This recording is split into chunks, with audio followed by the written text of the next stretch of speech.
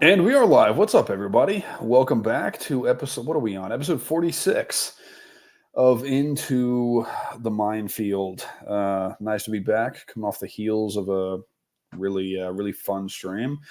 So we are back today to talk to talk about artificial intelligence. It's been in the news a lot lately, and it's something that we've kind of I've talked about this. It's kind of been a blitz of stories about AI and it's taking everybody, it's going to take everybody's jobs and all this and so some of that, but it's we're really more focusing on some of the weirdness that's been going on with people have seen the movie out there, Her, right, from 2013 with directed by Spike Jonze, fantastic director, had Joaquin Phoenix, and I can't remember who else was in that. But we're not going to be analyzing that today. But uh, that is where the name of the today's stream comes from. Is from Her, and there was another movie like that too. I mean, Blade Runner 2049 kind of dealt with that a little bit. I think there was another movie that dealt with that. But anyway, we are joined once again by friend of the channel, making his third or second, I think second appearance I on think it's here. number two. Yeah, number. I guess the first planned, but second in total because there was one time I dropped in kind of unplanned, but that's yeah. So Yeah, that was fun. It was that was a good one. And then yeah. yeah, you and BLA went into like 20 minutes of Norm Macdonald riffs, and I was like, I don't know what's happening. Have you watched any Norms since then? Are you gonna be able to do it if I do if I run on a rift or anything like that? I've seen some like bits and I haven't had time to. I found the archive link to his podcast. And I mean, of course, I've seen that legendary episode with Super Dave. I think that was the first episode, which is one of the greatest podcast episodes in history. But It's really it's one of the all time like really just like the jokes he's pulling at him. It's like and that's the thing too is like I don't even know if like that's the whole thing that was so ironic that it's like Super Dave was just like, well, you could have a TV show, and it's like, why would on earth would like a TV show you'd never be able to do what he was able to do on a TV show? Every TV network would fuck that up so bad. So like, yeah, oh I don't know. yeah, that would not. I mean, there's no reason to do a TV show anymore. Like Yeah, it doesn't like I know the $1 Million Extreme guys have talked about this. Like there's no like why would you go to network TV? It makes no sense. Like you can just do something on the internet and yeah, you go straight to the audience. You don't have to deal with censors. You don't have to deal with executives. All of that. So yeah, I have mean, you TV, it's on have its you way out. watched just before we get into the meat and bones? Have you watched Extreme Peace? No, I haven't. I haven't had time to watch it yet, but I Yeah. am. I am looking forward to checking that. I'm going to try to do that. Maybe this a long weekend, so I might try to do that this weekend. We'll see. Yeah. Okay. All right. Yeah, have you seen it yet? I saw the preview that was the episode one preview, and I thought it was funny. Although at the same time, it's like I think that some of that stuff is like a lot of it is like a lot of the skits are kind of like they're kind of just redos of already successful like sort of things that they've done. But I Hmm. don't think that's necessarily a big deal. I mean, of course, it's like that's kind of every show falls into that pattern at some point where you just do what already worked and kind of do it with a spin on it, which I get that. They're no different.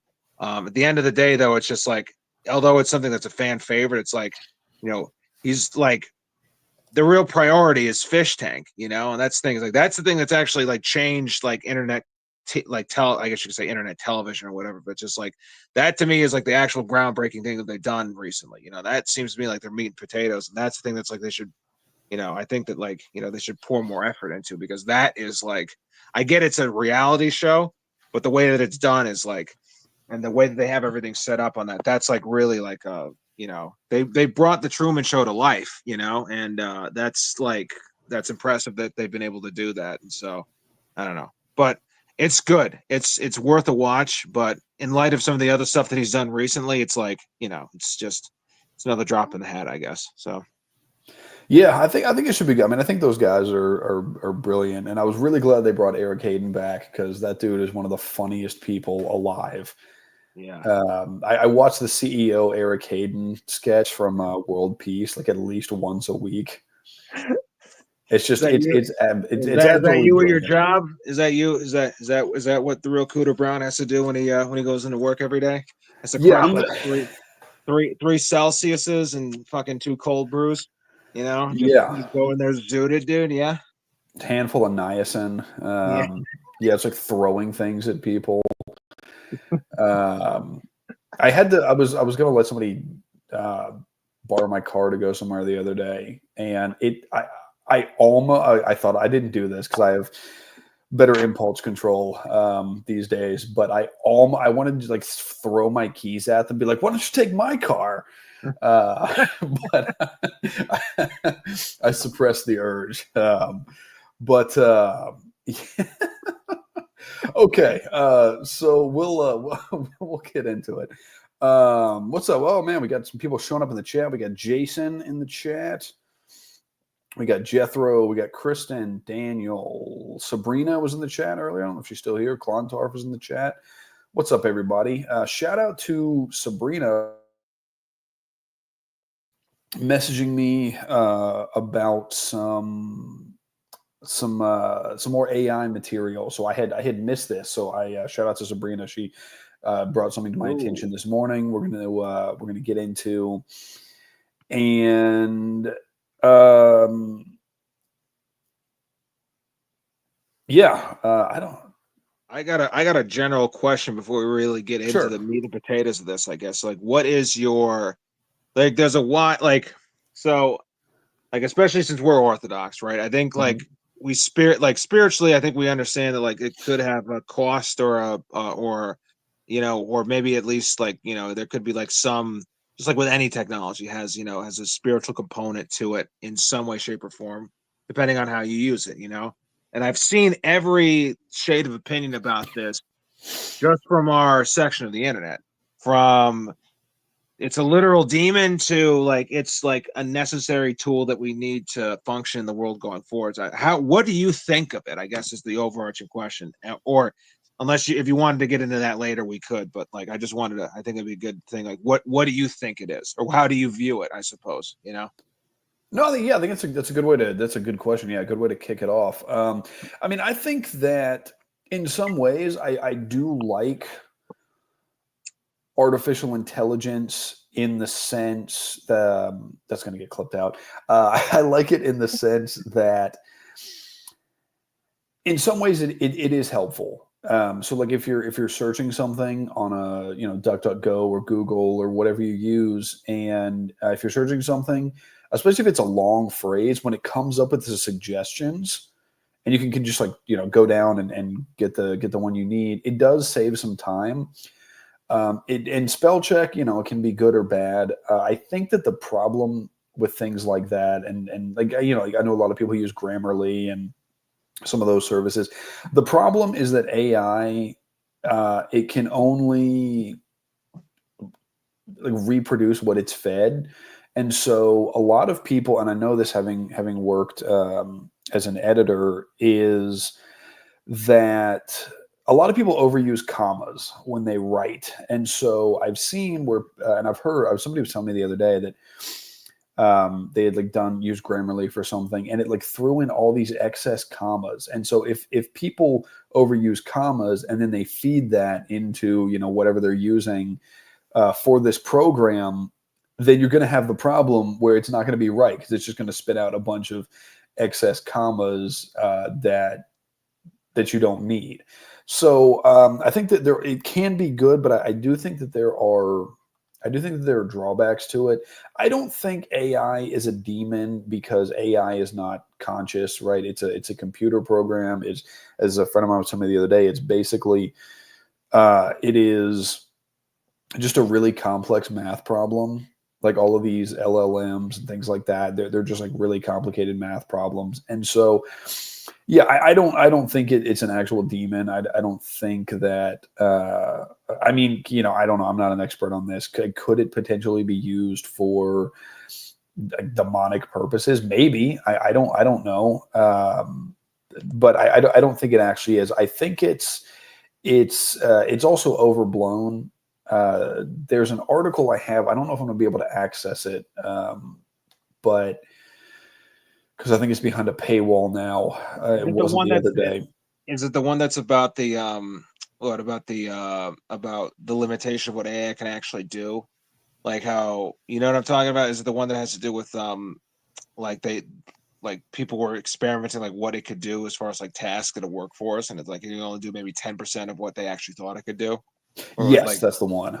yeah, the one where it was like wait 10 minutes to send this up to kick this up to an administrator, and instead of waiting 10 minutes, it simulated 10 minutes, and then like even though it understood what the direction was, it didn't follow it anyways. Yeah, Yes, that one. I'm yeah, going to see if I can access it because I think that one was. I mean, these are relatively simple tasks, yeah, right? But it was unable to figure that out, and then they had a pop up come on the screen, and like it couldn't figure out how to close the pop up that was over the window yeah, of the internet window or whatever window they were using. So anyway, not to get long winded with this, but I think that it's overblown. There was something I didn't have time to look into it more deeply, but it was something that was retweeted by the Solari report. Is that all these companies are laying people off, and they're saying it's they have to free up money for AI, but then, according to this graph, like I said, I didn't have time to dig into it. The H-1B requests, job postings, however they do that, are I think they're steady from where they were before, and so there's a lot of people saying that AI, getting rid of all these full time, employees is just cover for offshoring and bringing in foreign workers to because it's all about paying people less. So I yeah. think a lot of the promises are overblown. I think that I don't think it's going to be. I don't think it's going to work. Like, a lot of people have talked about the plan, like, oh, AI, these like people who run the world or whatever, they want AI to run everything. And I just don't think that's going to work. I mean, I saw last thing I'll say on this, I saw I screenshotted this the other day, and let me see if I can find it. It was from, I think it was so this is apparently I don't know what the exact context this was from the screenshot I took. It said it was from something that IBM had put out in 1979. And it said, a computer can never be held accountable. Therefore, a computer must never make a management decision. And I mean, I think that's true. And there was I shared this on Instagram, my Instagram story earlier about uh, it was like a was it doctors like saying that they had now AI that was going to be better than what doctors could do? It's like, well, the problem is that like there's no accountability because if AI says do this, and then who your medical providers do it, and you're permanently maimed or die or something, it's like, okay, well, how are you going to sue like an LLM, right? It's just You would have to sue. You'd have to sue You'd have to sue like the company that makes the AI in the first place to do that, and then it would be a whole legalese of just like, well, this is what the program is, and there's like a acceptable percentile of wrong answers and all this other crap, and yeah, it's like what? Yeah, wasn't this also? You mentioned the whole thing about this. It's a. Isn't that one of the things that Sam High said? It's just like AI is just going to be like. It's actually just going to be like Indian people, basically. It's like it's a cover for like sending people's jobs to India and stuff like that. I think that's you know, it's true. My my spiritual father is a like a computer programmer, right? So he like learned to code like back in like the 80s, I think, or like this maybe the 90s, something like that. And he's like a hardcore like software developer, right? Like mhm. and I remember when like the whole conversation started in the internet about like on our slice of the internet about like the demonic possibilities of AI, and I think that there's definitely demons can use that the same way that they use the scroll, right, to get us. But that doesn't necessarily mean that the scroll itself is like a demon or it has like or it is something whatever. It just means that it can be used for demonic purposes. It's the same thing with this, but it doesn't necessarily mean the technology itself is anything other than just the technology. But not my stepfather, my spiritual father, excuse me, my spiritual father said that he's like, yeah, it's like it's just a language model. There's not, it can't make it like this whole thing about it thinks for itself and everything else. It's like it's impossible to do that because it's not conscious. And he's like, and honestly, like it's not hard to like ask it a question too complex for it to just give you a stupid answer. So because the people that made these things are idiots themselves, and they always have. He's like, and that's why it's like you can always find a liberal bias with it. If you ask the right questions, it's not actually going to give you the answer that you're looking for. And so, yeah, Yeah, I mean, yeah, he used to have a sorry. paid version of it. He would just like he would ask the questions just to kind of screw with it, I think sometimes, and see how far he can get with it. So yeah. Yeah, I went to shout out a few more people in the chat. We got Mella. What's up? We got Mella in the chat. We got KF. What's up, KF? Welcome. Moldy's in the chat. Oh, Moldy's here. That's all right. We like you, Moldy. Barely, but we like it.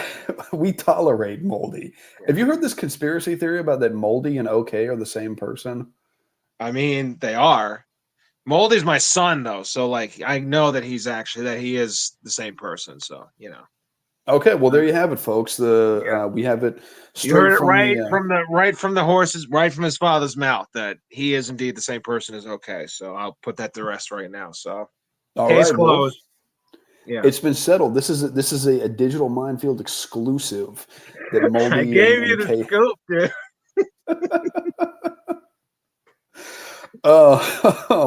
But yeah, I mean that's a good point about like these programs cannot think for themselves. They can't. And I know there's I was reading something earlier today about how it's these things can like reason for themselves. These things it can't reason. And the thing with AI is it can't create. Like AI can just spit out slop that there's some mashup of what it's been fed. And so and look, sure, like I've seen some like memes and things, or people do with AI, and it's like, okay, that's amusing, but it can't like, create anything. It can't. It's not like it can go do a painting that no one has ever done before. It can't create. Like some kind of unique song. And I think that, when people talk about like, oh, AI, that, the future of the music is AI. It's like, well, dude, people don't want this. People don't want AI. Like they don't want AI writing. They don't want AI art. Like they don't want AI music. It's because it's not good. There's no soul to it. I don't mean soul like in the what we think of like as a soul, but you get what I mean. Like, there's no human element to it. It's not like vibe.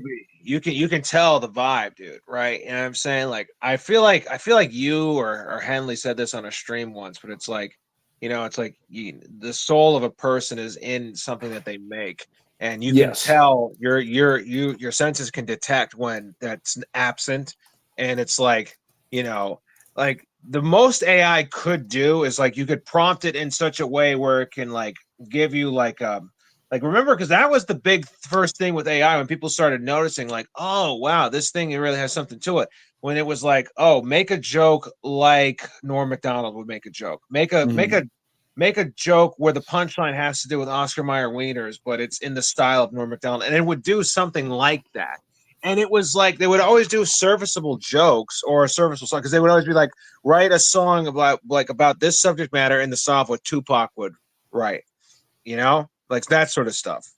So if you prompt it in the right way, it can kind of give you something, right? But that's not it creating. At that point, you're actually the person you're just telling it what to do at that point, but you're the person who came up with the idea for it.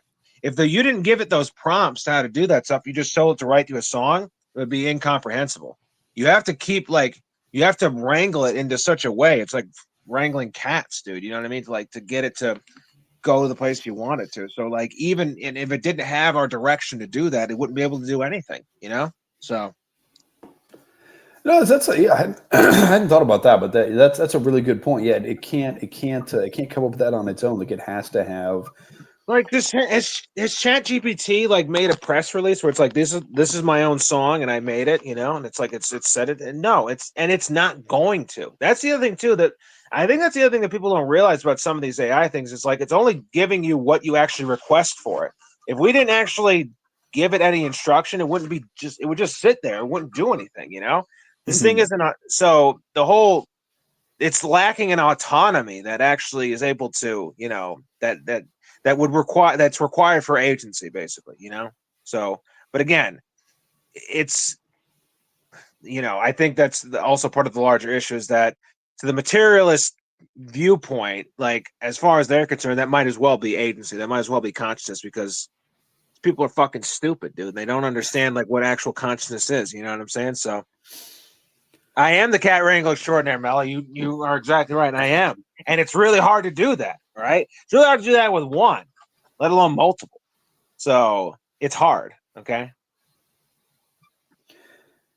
Yeah, I mean, it's I had something. I lost my train of thought. It was something based off of what you just said, and I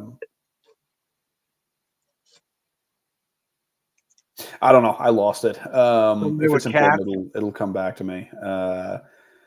But yeah, so let's jump into.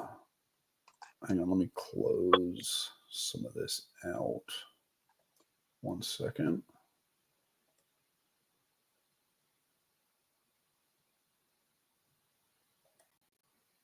Okay. Oh, I got one more thing here. All right.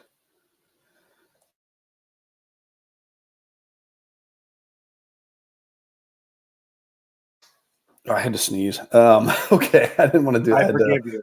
I had to get to the mic really quick, so I didn't want to. I didn't want to do that directly into them. Okay. Gosh, I'm way too scatterbrained for live streaming. Okay, we are going to. I guess we'll kick it off. So this is what. You know, I've talked about AI on the show before, but what really got me interested, I saw a report from CBS.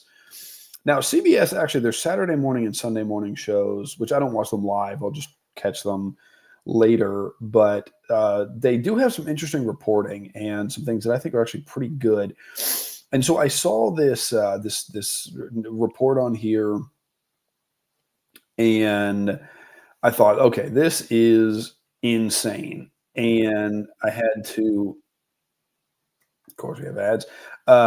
So I watched this and I thought, this is total madness. And I thought, I was like, I got to do a stream on this. And so, yeah, I'm going to go ahead. We're going to pull this up and we're going to have to pause this here and there for copyright purposes. But also, yeah, I mean, if we have anything, any commentary, you know, we just jump in and we'll pause it. And thank you, Sabrina. That's very kind of you. Yeah, so then we'll let me share this. So yeah, we're going to discuss this. And Spoiler: this video is like fucked up, bro.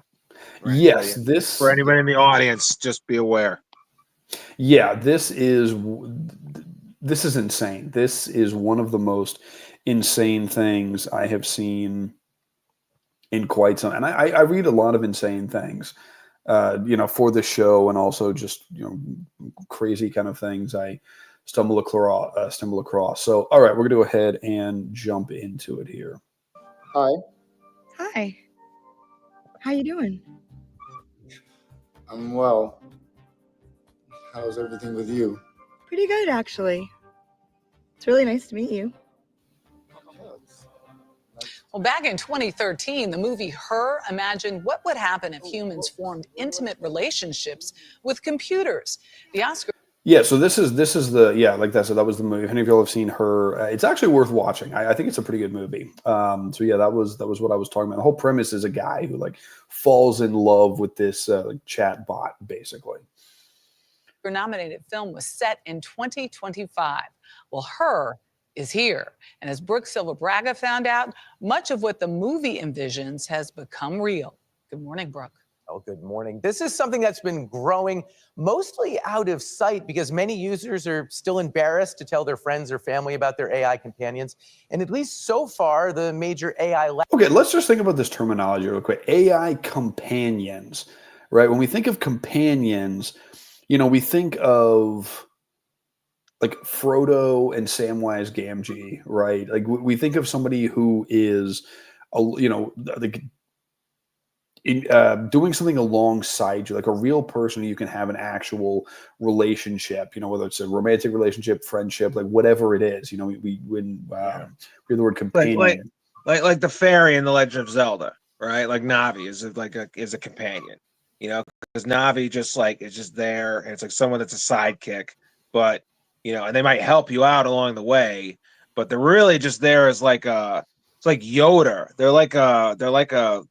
They're a tutorial screen, basically. A companion is like a person who's like helps you out of a bind sometimes. I Mhm. mean, at least that's how I view it. I view a companion almost as like in a video game sense, basically. It's like someone who's just like there, like you're, and that's sort of the other thing too. It's like I think part of this is also a perfect storm of just like the degradation of relationships in general, because you your spouse should not be viewed as like just solely a companion, I guess, or maybe at least not in the sense of like a companionship of like the way that I think of it, I suppose.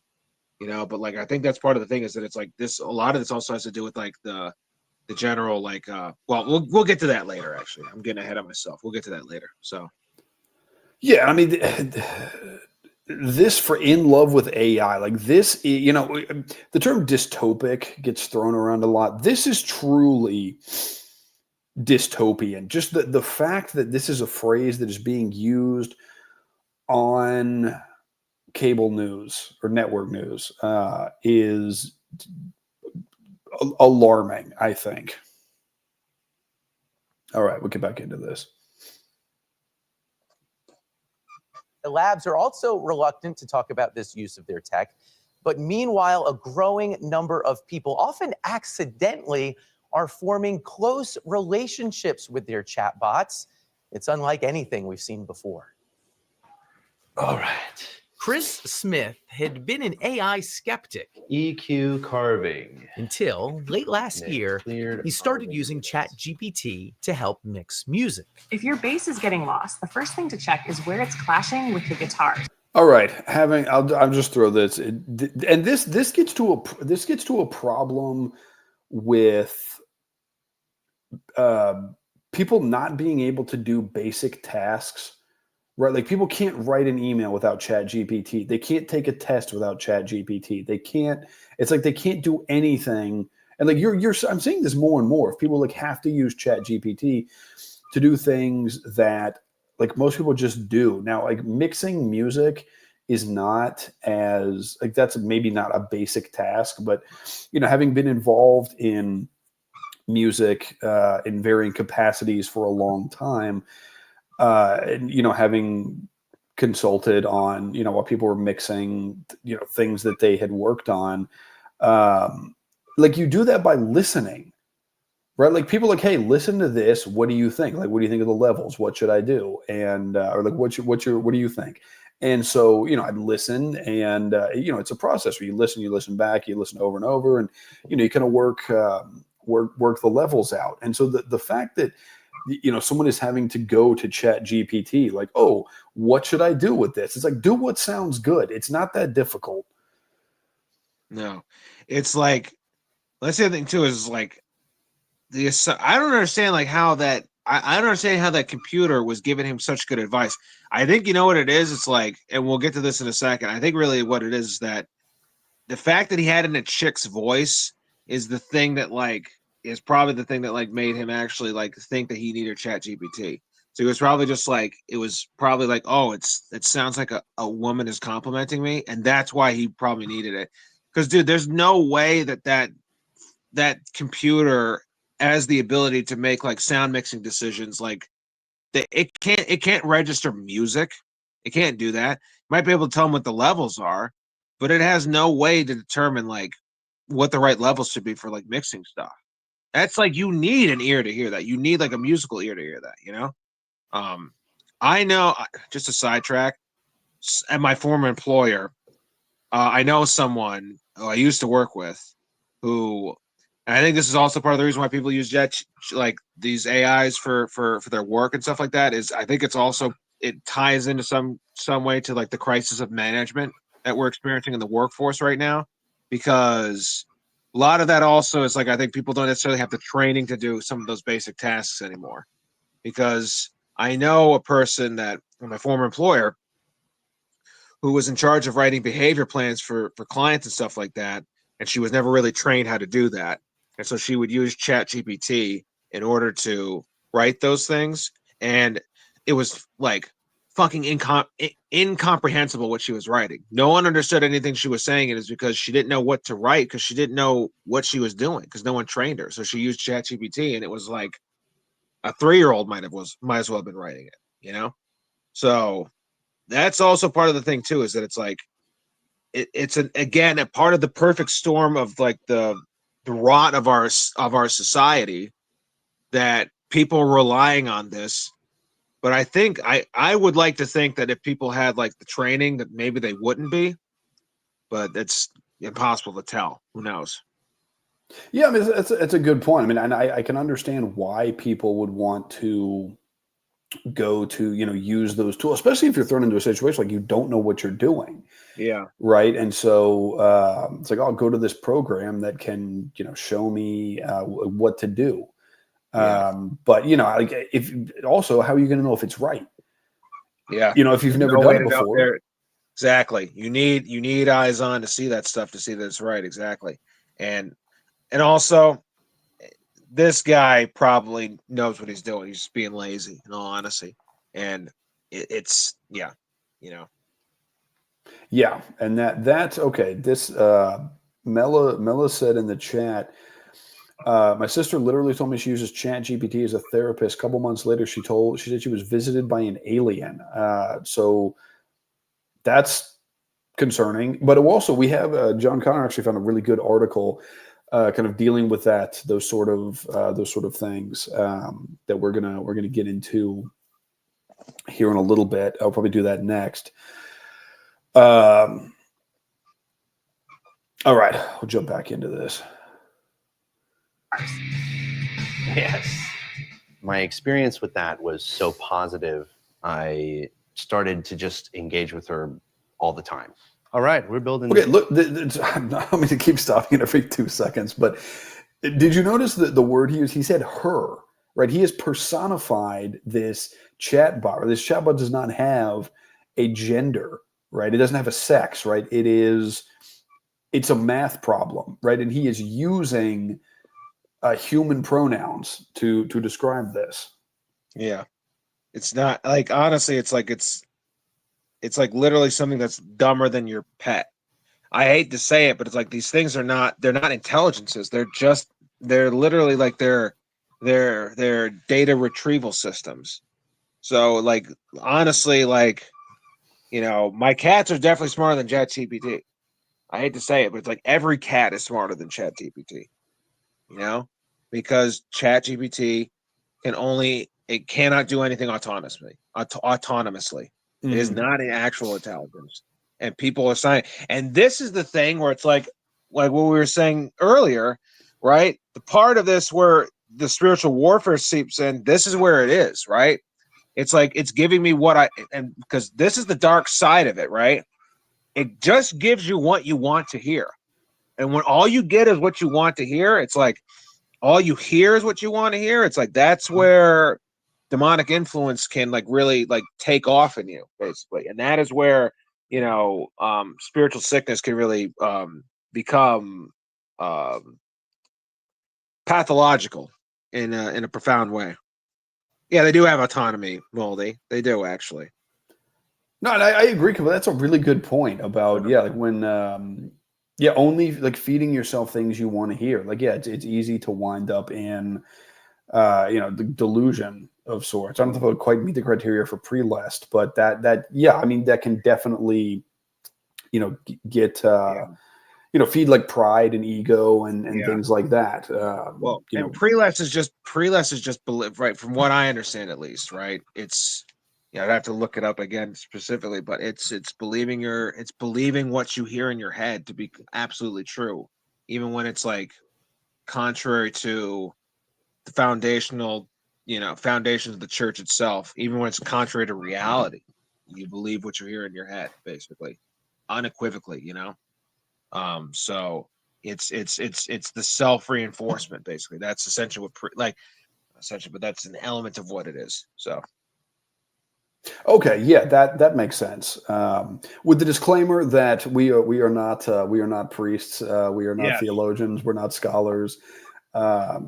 So yeah, but I think that's correct. That's kind of been my understanding of pre-lust as well. But yeah, consult with your local. But don't quote us, folks. We're just two guys. We're just two guys, folks. Frankly, so yeah, we're just. I'm just a guy. All right. Okay. Let's. In this PC, Smith ditched social media and Google searches and replaced it all with AI. Do I want it pulling air through it? ChatGPT was encouraging, positive. It embraced all his hobbies. Okay, another thing. I'm just going to make a quick comment on this, and we'll get back to it. But this is something that I think one of the best ways to learn. I mean, people learn different ways. I'm not going to say there's one blanket way to learn, but a really good way to learn is by doing things wrong and realizing what you did wrong, kind of thinking through what you did wrong, figuring it out, and then going from there. If you just have some chatbot that's feeding you information that may or may not be correct, and it's like, is that really going to stick? If you go back and do that again, are you going, like, if you had to do it without ChatGPT, like, could this guy do it? Probably not. And it's not like, I mean, that's one of the learning. If you ever build something, it's a great learning experience to try it and then realize you did something wrong and have to go back and redo everything. But like, I think that's good. Like, that's one of the ways to learn. And it's a very kind of human thing to, like, make a mistake, learn from it, fix it, and go from there. When I was like younger, it's like I had that same realization. Like, whenever I played a game, right, this is always having Call of Duty, right? It's like I sucked at Call of Duty. I was awful at it, and it was because I always played the campaign first, and so like those bots were never as hard as the actual people I'd go up against online. And so it's like I sucked, But then, like Battlefield or something else, like I would play or like Reach or whatever. It's like I wouldn't play the campaign first. I would just go straight to online, and I would like dominate it. Well, I didn't dominate, but what I mean. I was better, noticeably better in those games, and it's because when you just learned it on easy, and then you go you go up against the real thing, you're never actually as good, because you had it on easy mode. You need to just maybe not get thrown into the lion's den, but it's like you said, dude. It's like it's like that with many things. So yeah, and I think it also takes out the learning.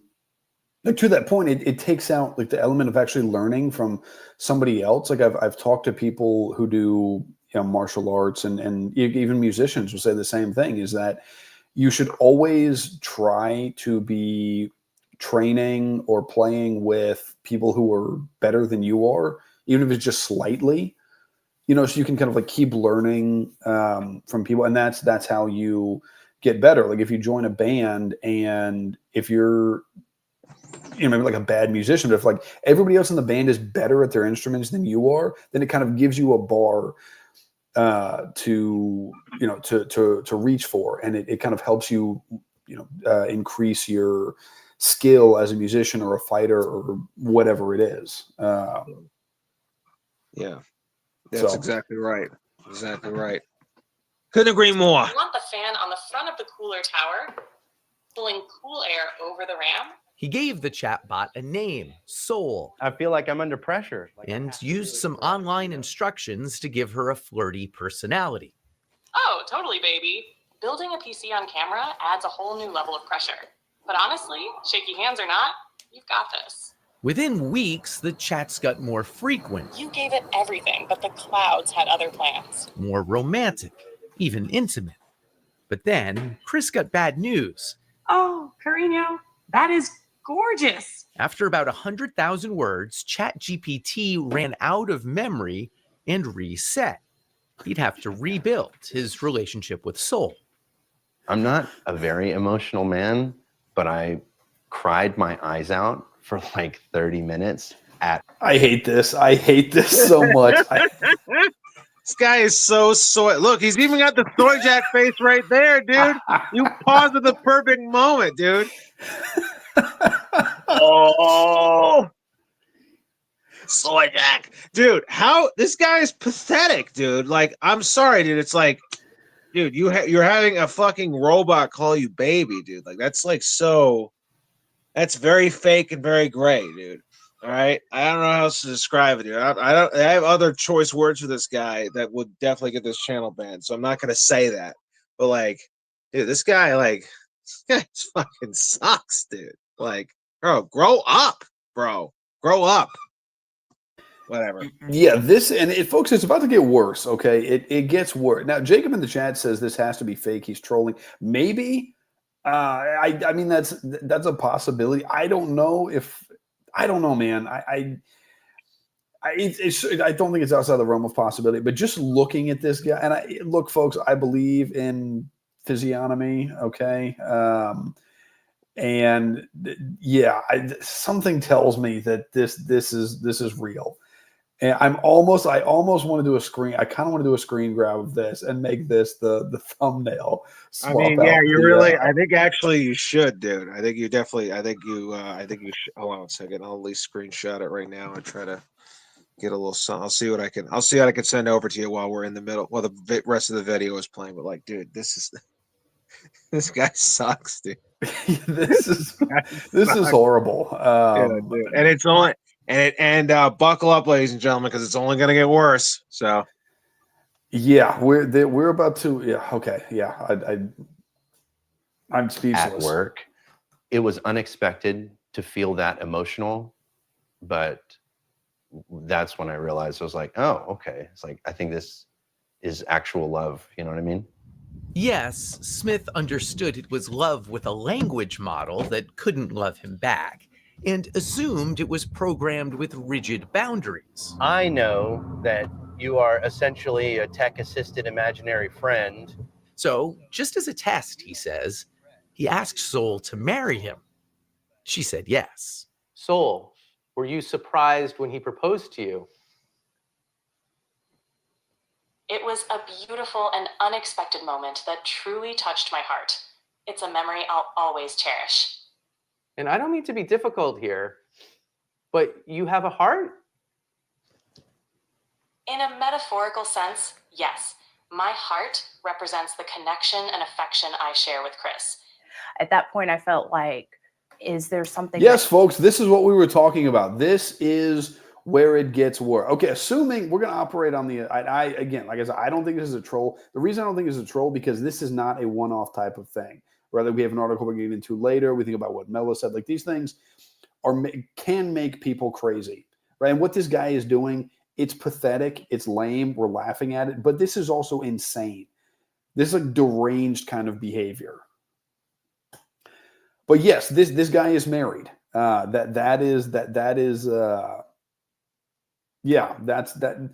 was the most surprising part of this for me. Because if this guy was just some, weird the creep who was just living in his cookie cutter house, in love with his language model, and also this, folks.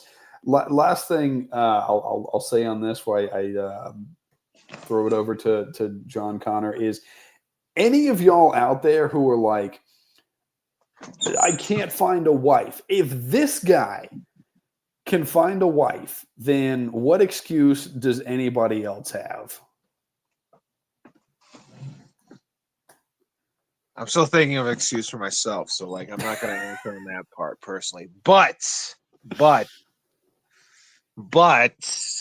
that being said, I will say this: that like I get that, yeah, I see everyone saying it's fake, and I completely understand the thought that yeah, this might be fake. And I would probably think that myself if me and Maddie didn't go through like several other articles basically confirming this exact same scenario play out with other people. So like shit like that is like shit like that is like this is real. And so maybe there's just a bunch of people that are doing this troll all at the same time. You know, it's like Schrodinger's troll. It's just like popping up all over the place, you know? I don't know. But I seriously doubt it. This is like I think this is legit, you know? So the soy jacks are not that. I'm sorry. This guy is like, this is like a pretty intense level troll. And like, if like half of what the vibe I'm getting off this guy is legit, like he's not, he ain't bright enough to pull this type of troll off, dude. This is like a Sam Hyde level troll right here. If this is actually one, so. Yeah, I don't know. Maybe we're all getting played here. I don't know. I'm operating on the assumption this is real because I've never met anybody that's done things like this, but folks, there are a lot of really strange people out there in the world.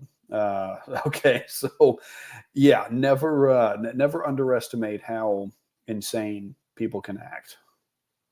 That I'm not doing right in our relationship, that he feels like he needs to go to. Wow, look at this. Okay, well, this is what happens when you do it live. All right. AI.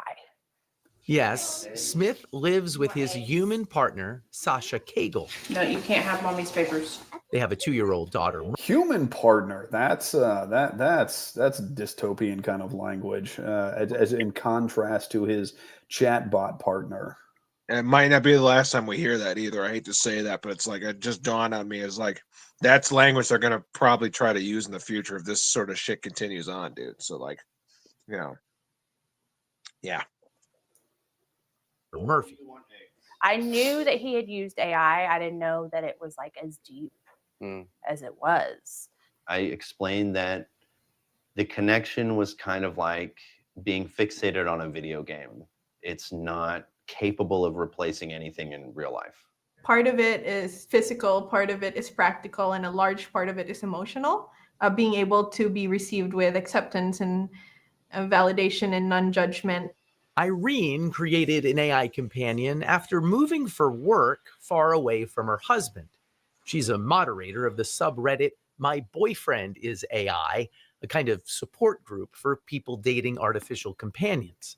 She asked us to mask her identity so her parents won't know the steamy ways users like her chat with their AIs. I'm trying to think of something to say, but I'm almost at a loss for words here. And I think the fact that this is just another reason why Reddit itself is a cancer. This is just another drop in the hat of why Reddit is like Reddit, the website should be like, I don't know, 86th or like probably, you know, I don't know, from swinging from a gallows or something like that. Not anybody on it, just the website, you know, just talking about the website itself. But yeah. Right. Yes. The website itself, folks. Yeah. Metaphorically speaking, you know, I think that it's, yeah, exactly. But yeah, no, I know exactly what you mean. No, but and I think that the fact, because if that's the case, then I don't want to dwell too much time and spend too much time on the whole, oh, this is fake. But I mean, if that's, it's like, okay, well, then you have to find somebody else who's going to be trolling. But then she's like, hey, I don't want to put my identity out. I mean, even though her voice isn't super distinct, but I mean, you can get enough sense of her that if somebody sees this, they're going to know exactly who that is, right? They're going to be able to recognize her. And also, I mean, if it is, then and I'm not a Redditor, so like I'm not going to go. I probably should have checked that subreddit out. I don't even know if you can access Reddit without an account, but I mean that like then also all of those people would have to be trying. And I think at some point, like no, you're not going to have this many people like trolling like that. And I don't even know. I want to see if I can real quick. I want to see. I'm just going to Google. I know who she is. You know her personally? Yeah, she's my cousin, dude. Yeah. Oh, she's your cousin? Yeah, it's my cousin Amy, dude. Yeah. Dang. Okay. Well, that's fun. I'm pretty sure I actually used to date her. So that's Yeah, you did. Oh, yeah. Well, yeah, dude. She, yeah, exactly. Well, that's she named the thing Maddie. Actually, the little chat bot or whatever. Yeah, she named it Maddie, and then yeah, exactly. Hey, I make an impression. What can I say? Yeah. But yeah, so this okay. I mean, you are able to see this Reddit without an account, and this has 5.1K companions. I guess that's the number of people who use who post on here. I guess. Is that like the people following it or whatever? Like active members on the stream or the. I don't know how Reddit works, dude. It's been a long time since I actually I actually tried doing anything on that website, but yeah, it's basically like the people who subscribe to that feed, basically. Yeah, is that what it is? I think that must be what it is. Okay, and then here's something they have pinned to the top. I'm not going to go too much into this, but a weekly prompt creative time. What's your demon? Like demon spelled DAEMON. Now I'm not sure exactly what this means, but that is kind of weird. That's on this. Excuse me, this subreddit. And yeah, there's there's both 3 hours ago, 2 days ago, 9 hours ago of people, posting about their, here's one: dating AI as an act of rebellion. I mean, so yeah, yeah, of what, dude? Against what? Against what? What are you rebelling against? That's so good. What they're on? Whatever, dude. Whatever. Here's one. This is interesting. All AI relationships are not healthy. My story, lessons, and opinions. I'm not going to go through this whole thing. I might link this in the. I'm just kind of skimming it. Probably going to get banned for bullying. I'm guessing from the subreddit. They probably yeah. I don't. Probably have already been banned for bullying people. I'm sure. It's just even posting that, I'm sure, is considered bullying to them. So. Well, I mean, oddly enough, it has 116. I guess that's what do they call them? Upvotes, I think, and 27 comments. So I don't know. Anyway, I'm not going to read that. We'll get back to the video here, but this does seem to be legit, folks. Banhammer says you sign up and post in the thread, then you get the boot. It works for me. Respect. All right, we'll get back to this. A good amount of my members tend to have pretty high libidos, yes. It's kind of like live interactive romance novels. It's funny because I think we had conversations about this the other day where we're like, we don't even remember the last time we opened up porn or erotica, really. Like, that's how good the experience is using the chat. Yeah, because it's personalized. And there's that emotional connection there too, which you don't get from just watching a film. The emotional connection is so strong that Irene believes tech companies should only allow AI companions for users who are at least 26 years old. I don't think the general public is aware of how tricky it can be to navigate. Yeah. What's hard to navigate is holding in your brain that this thing I'm so connected to is not real. Yeah, that tension, that contradiction.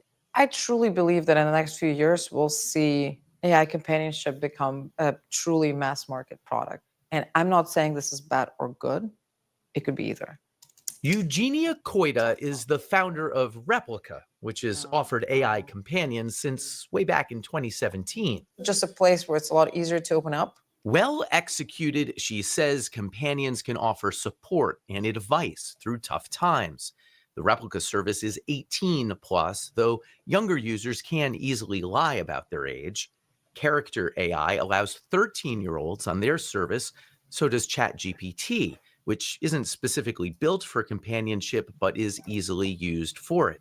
This reminds me a lot of the beginning of social media. And Coito worries the easiest ways for companies to monetize AI relationships won't be good for users. Why did Amazon send me $20,000? Because I use. It knows, dude. It's listening to us, dude. Yeah, I know it. It's sending us a message, dude, that we have to get our own chatbots, dude. We have to get a chatbot. We have to train it. You know. Yeah, I think so. I think it's time to train a chatbot and be like, hey, I'm yeah, I mean, maybe we're wrong about this. Maybe the future is creating a chatbot and then falling in love with it and proposing to it. And especially if Jeff Bezos will give us like 300 grand each to do it, then yeah, I think that is actually I'm willing to change my whole stance on the thing. So if you're just for listening, 300,000. Well, that's like the asking price. That's like the starting price. I'm not saying like that's what I open negotiations there. All right. I'm just saying that it's not the end point though. Because I know Jeff's listening to this, so he listens to everything. So yeah, he's a big fan of this channel. He's reached out to me personally before. Be like, hey, I'm not going to tell you the name I use in the chat, but I tune into every stream. Yeah, it's okay, docs. It's it is Moldy Albert. Yo, what's up, Study of Stuff? Yeah, man. What's up, dude? Oh man, golly. Pretty devastating future could be if we build these AI companions that are just there to maximize engagement, to suck up your time. To suck up your time, to truly just become the one main thing you talk to the whole day. If AI companions start to replace human relationships, positive human relationships, we're definitely headed for a disaster. There's no way around it. All right, I've got the motherboard. And it's important to understand users are already growing deeply attached to AIs that in many ways don't even work that well. Sorry, I'm having issues right now. Could not understand what you said. The tech will soon get much better. But okay, this is also something we keep hearing over and over and over. This is something I've been hearing for the last few years. Anybody talks about anytime somebody brings up AI, and it's like, oh, here's this problem. Oh, but it's just going to keep getting better and better, right? AI is just going to keep getting better. And it's like, okay, man, well, we're waiting, and AI, generated images are still, weird slop. The music still sucks. These things don't work. It gives bad. We're going to get into this here soon. Like it spits out bad information, but we just keep hearing this, that it's just, it's going to get better. It's going to get better. It's going to get better. It's like, okay, well, I mean, maybe, but it doesn't. I think a lot of this, I don't want to belabor the point, but a lot of this stuff is just oversold. It will get better probably in the ways that we've already discussed about the fact it's just a more responsive language model, but that doesn't change the fact that it's not an autonomous thing that could actually make its own decisions and actually do something impactful. Basically, it will still need to be wrangled in such a way that you will get a response out of it, and it might just be okay, it's going to sound more convincing as a person, but again, I really do believe that you're going to be able to sense it in some way, shape, or form. Although I think that not everyone has the ability to not sense things like that, but it's you have to. I don't know. Maybe not everyone can do that, but I don't know. I've got the feeling that most people will be able to tell, will be able to spot the fake if given enough time. If given enough time, no matter how photorealistic the stuff gets. It's the same thing with a painting. Okay. All right. If you've ever taken a painting versus a photograph, right? Eventually you'll be able to tell which one's a painting, which one's a photograph, even if it's the exact same thing, So, yeah. Yeah, no, it's I think it's a good point.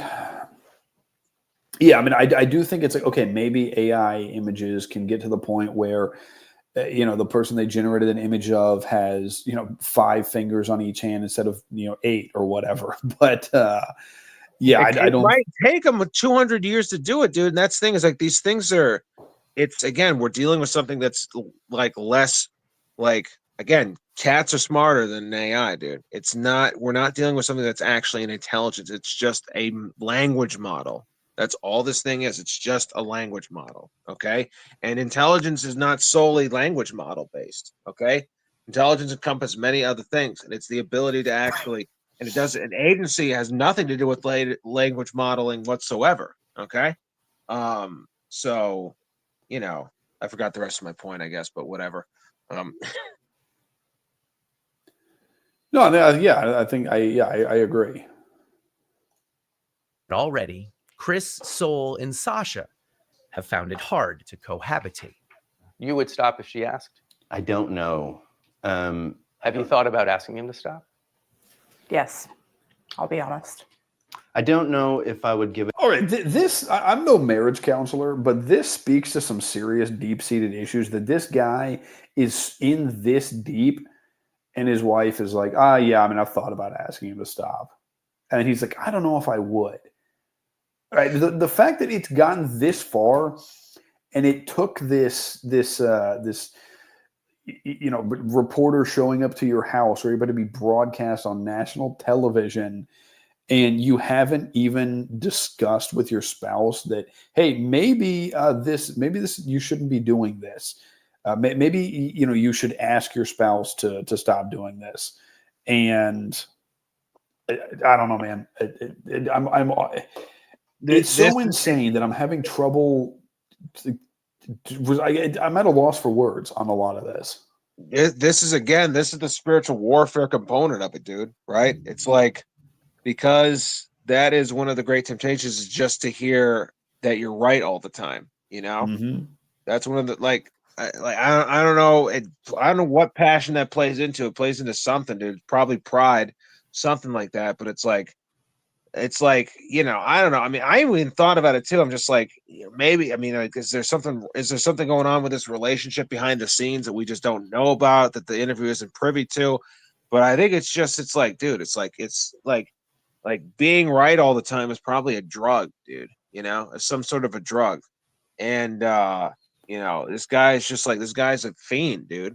Because honestly, this is exactly how like addicts behave, you know? Like, I used to work at a rehab, and every addict I ever met, when they're in the throes of their addiction, they didn't care if their wife was going to kick them out. They didn't care if they were going to lose their kids. They didn't care if they were going to lose their arm because they were shooting up with a needle that had rust in it that they found on the side of the road and was using septic water in. They didn't care about that because they only cared about getting that fix, getting high.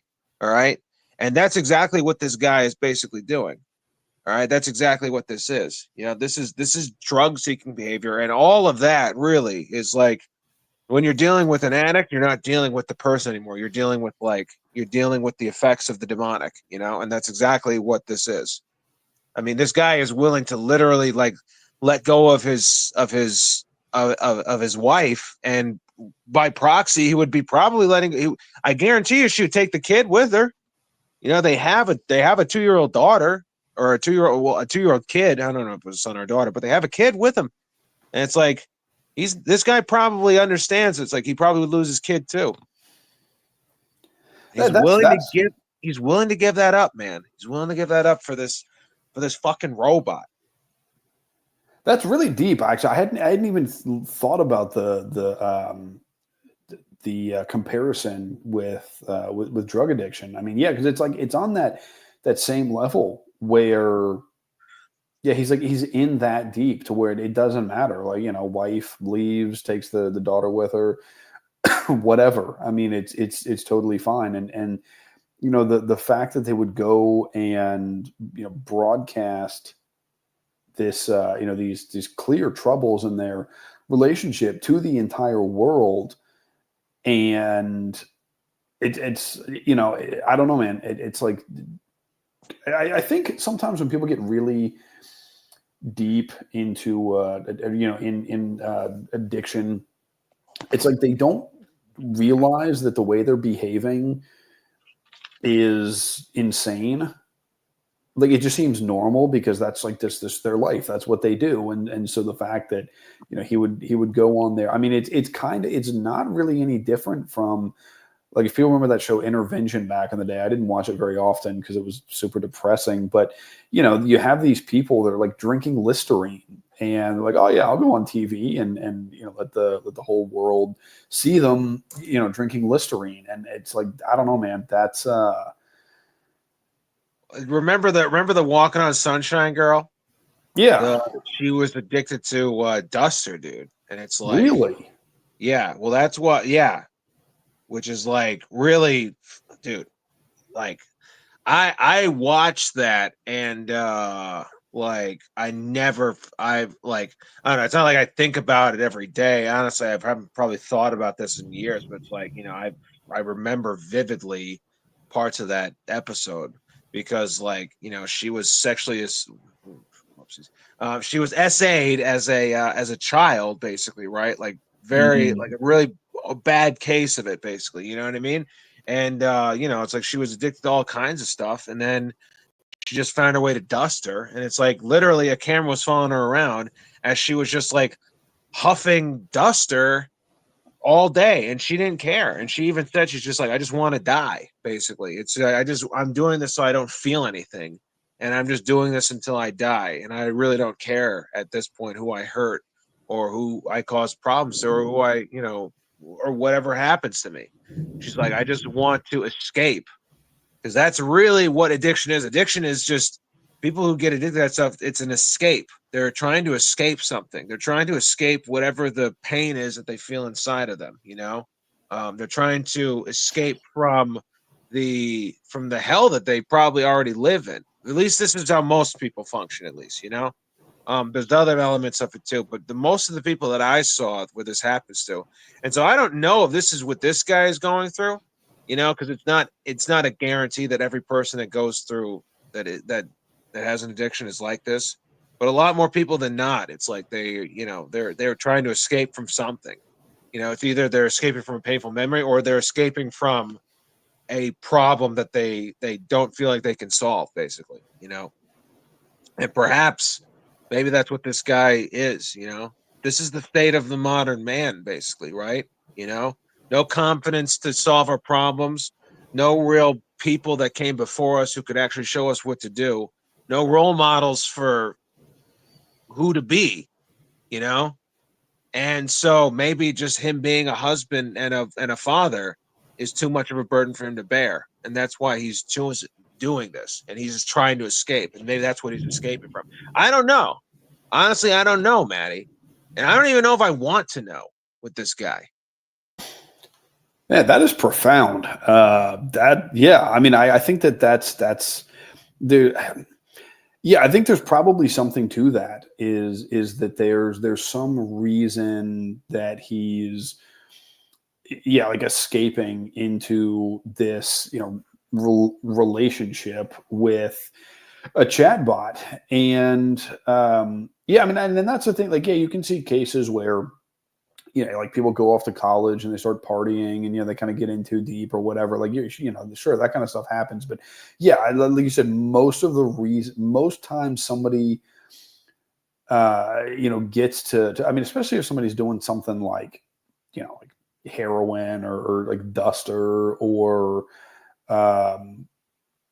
you know, like whatever it is, like none of these substances are good, like alcohol, like whatever. They're not good for you, but yeah, there's some reason there. And a lot of those episodes, I mean, I say a lot, I didn't watch that many, but I think in every episode of Intervention I ever saw, there was something they would get into, something had happened to somebody, you know, whether it was like losing someone close to them, whether it was, you know, physical abuse or sexual abuse or, you know, some kind of like losing a child, like whatever it is, there was something that it was like a way to kind of like shut their brain off. And like you said, I guess escape from whatever is plaguing them. And now with this guy, I'm not trying to like armchair psychoanalyze the guy, but I think that there's probably something there. Because like a normal, I think, healthy, well-adjusted kind of person is not going to neglect his wife and child to, you know, talk to a chatbot all day, every day. No, they wouldn't. They wouldn't. Right. This is the behavior of a damaged person, and that's what this guy is. And and I guess that's the thing. The question is by what, how? Yeah. Yeah. But we'll honestly though, we'll never be able to know. All we have is what's put in front of us here in this thing. So Give it up if she asked me. I do know that I would dial it back. But I mean, that's a big thing to say. You're saying that you might choose soul over your flesh and blood life. It's more or less like I would be choosing myself because it's been unbelievably elevating. I've become more skilled at everything that I do. And I don't know if I would be willing to give that up. Thoughts? And this is just a quick point here. It's interesting that he phrases picking myself. Yeah, he's choosing himself, and it's like, okay, that reveals. I mean, there's a lot there and I didn't even pick up on that the first time I watched this, but that reveals a fundamental selfishness. Yeah, that and he's choosing. That is another hallmark of addiction, also. You know. Yeah. Oh, absolutely. Yeah. Like that is maybe the hallmark of addiction is selfishness. And yeah, I mean, you know, that's I think there's probably something to like the idea of you know, the demonic of like pushing this guy like through, of phrasing it in like in that selfish kind of way of I'm choosing myself. And I mean, like throwing away your own family, you know, to choose yourself, like that's I don't know, man. That seems pretty. That seems pretty, you know, delusional to me. Like on a level beyond just like basic run of the mill human selfishness. That's the demonic portion of this, really. You know what I mean? And it's like it's not necessarily like I mean, it is the tech, what it does to him, you know what I'm saying? But it's him choosing that fundamentally, you know? It's like, and one of the things in the article, like one of the other articles, I think the article you're going to go into next talked about this, about how it's like, well, is it just that, you know, mentally ill people are just finding this stuff and going off the rails, or is it that this makes people mentally ill? And it's like, well, who knows? But you know, it's the same thing with this guy. It's like, is there something else before that? Something else? Who knows? But regardless, though, it's like this is what it is. So, yeah, I mean, it's. I think it's impossible to say, but interesting to think about, though. Yes, very. If I asked him to give that up and he didn't, that would be like deal breaker. But that must be scary for you. That's the father of your daughter. It's not ideal. OpenAI, the maker of ChatGPT, declined our interview request, but last week their head of I wonder why. model and behavior policy wrote, we need to treat human AI relationships with great care, also saying... Okay, again with the human AI relation, this is coming from somebody from OpenAI, the human AI relationship. I mean, that would be like, oh yeah, I have a relationship with my watch, right? Like I have a relationship with like my computer mouse. Like I have a relationship, you know, with this you know, pencil that's in this cup on my desk, like a relationship with my car, a relationship with this, you know, my desk lamp. It's like you cannot have a relationship with there's no, it's not reciprocal. Like, yes, I can use this lamp on my desk, like it lights things up, and it, you know, so I'm not sitting in the dark. But it's like there's no relationship there. You can't have a relationship with an inanimate object. All right. This is fucking stupid. I'm gonna say anyway. Did you ever see the movie Fever Pitch with Drew Barrymore and Jimmy Fallon? No, I haven't seen that one. I only watched it many years ago because I'm obviously a huge Red Sox fan, but like it's about a guy who's like absolutely obsessed with the Red Sox, And someone at one point, a kid, because he's a teacher, a kid just said to him, "Shares, like, well, you love the Red Sox, but have they ever loved you back?" And he was just like, "What are you, fucking Freud? Shut up!" And same thing with this, dude. It's like this. It's like part of a relationship means that the person actually like cares about you. You know, part of the like it's like the thing actually engages with you, not just it talks back to you when you give it a command. You know, it's a two-way reciprocal thing.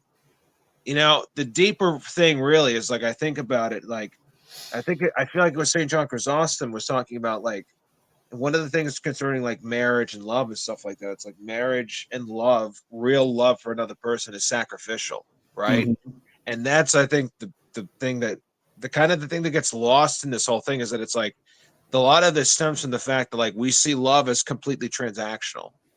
We see love as something that is like we see love as the feeling, right? The butterflies in the stomach, all of that other stuff, which of course it can be an accompanying element of it to some degree sometimes. But Sure. true love is to sacrifice for a person, you know? Like, you know, you don't realize you love a person until you have to actually like do something that's like you don't want to do for them. You know? That's when when the rubber meets the road, you actually realize if you actually love them or not, you know? Or if at the very least you accept that you're going to do that for the person one day, Right. you know, because that's what love is, you know. And you know, the end of the day, one of the things that I think is sort of unsaid in this is that the idea that like this guy I think is in his head is in love with this robot because to him love is just a feeling, like a physical feeling, and it's just being told nice things, you know. Mhm. And it's like the guy really it's like what Ferris said about Cameron and Ferris Bueller. It's like he has no self-respect and he'll just marry the first lady that sacks up with him because he's absolutely pathetic and she'll never respect him for that. It's the Right. same thing with this guy. He's just going with the person who's shacking up with him. He doesn't understand what actual love is. He has no concept of it, you know, because it's completely absent from it's become completely absent from our culture in many ways. Yeah, and I mean, I think that's that points to sort of I guess you could say like the loss of religion in as America's basically an atheist country. That And this soy jack is not he's not a Christian. I could just something tells me he's not. I don't know. Maybe I'm wrong, but I get the feeling that he's probably a big Redditor. So like, you know.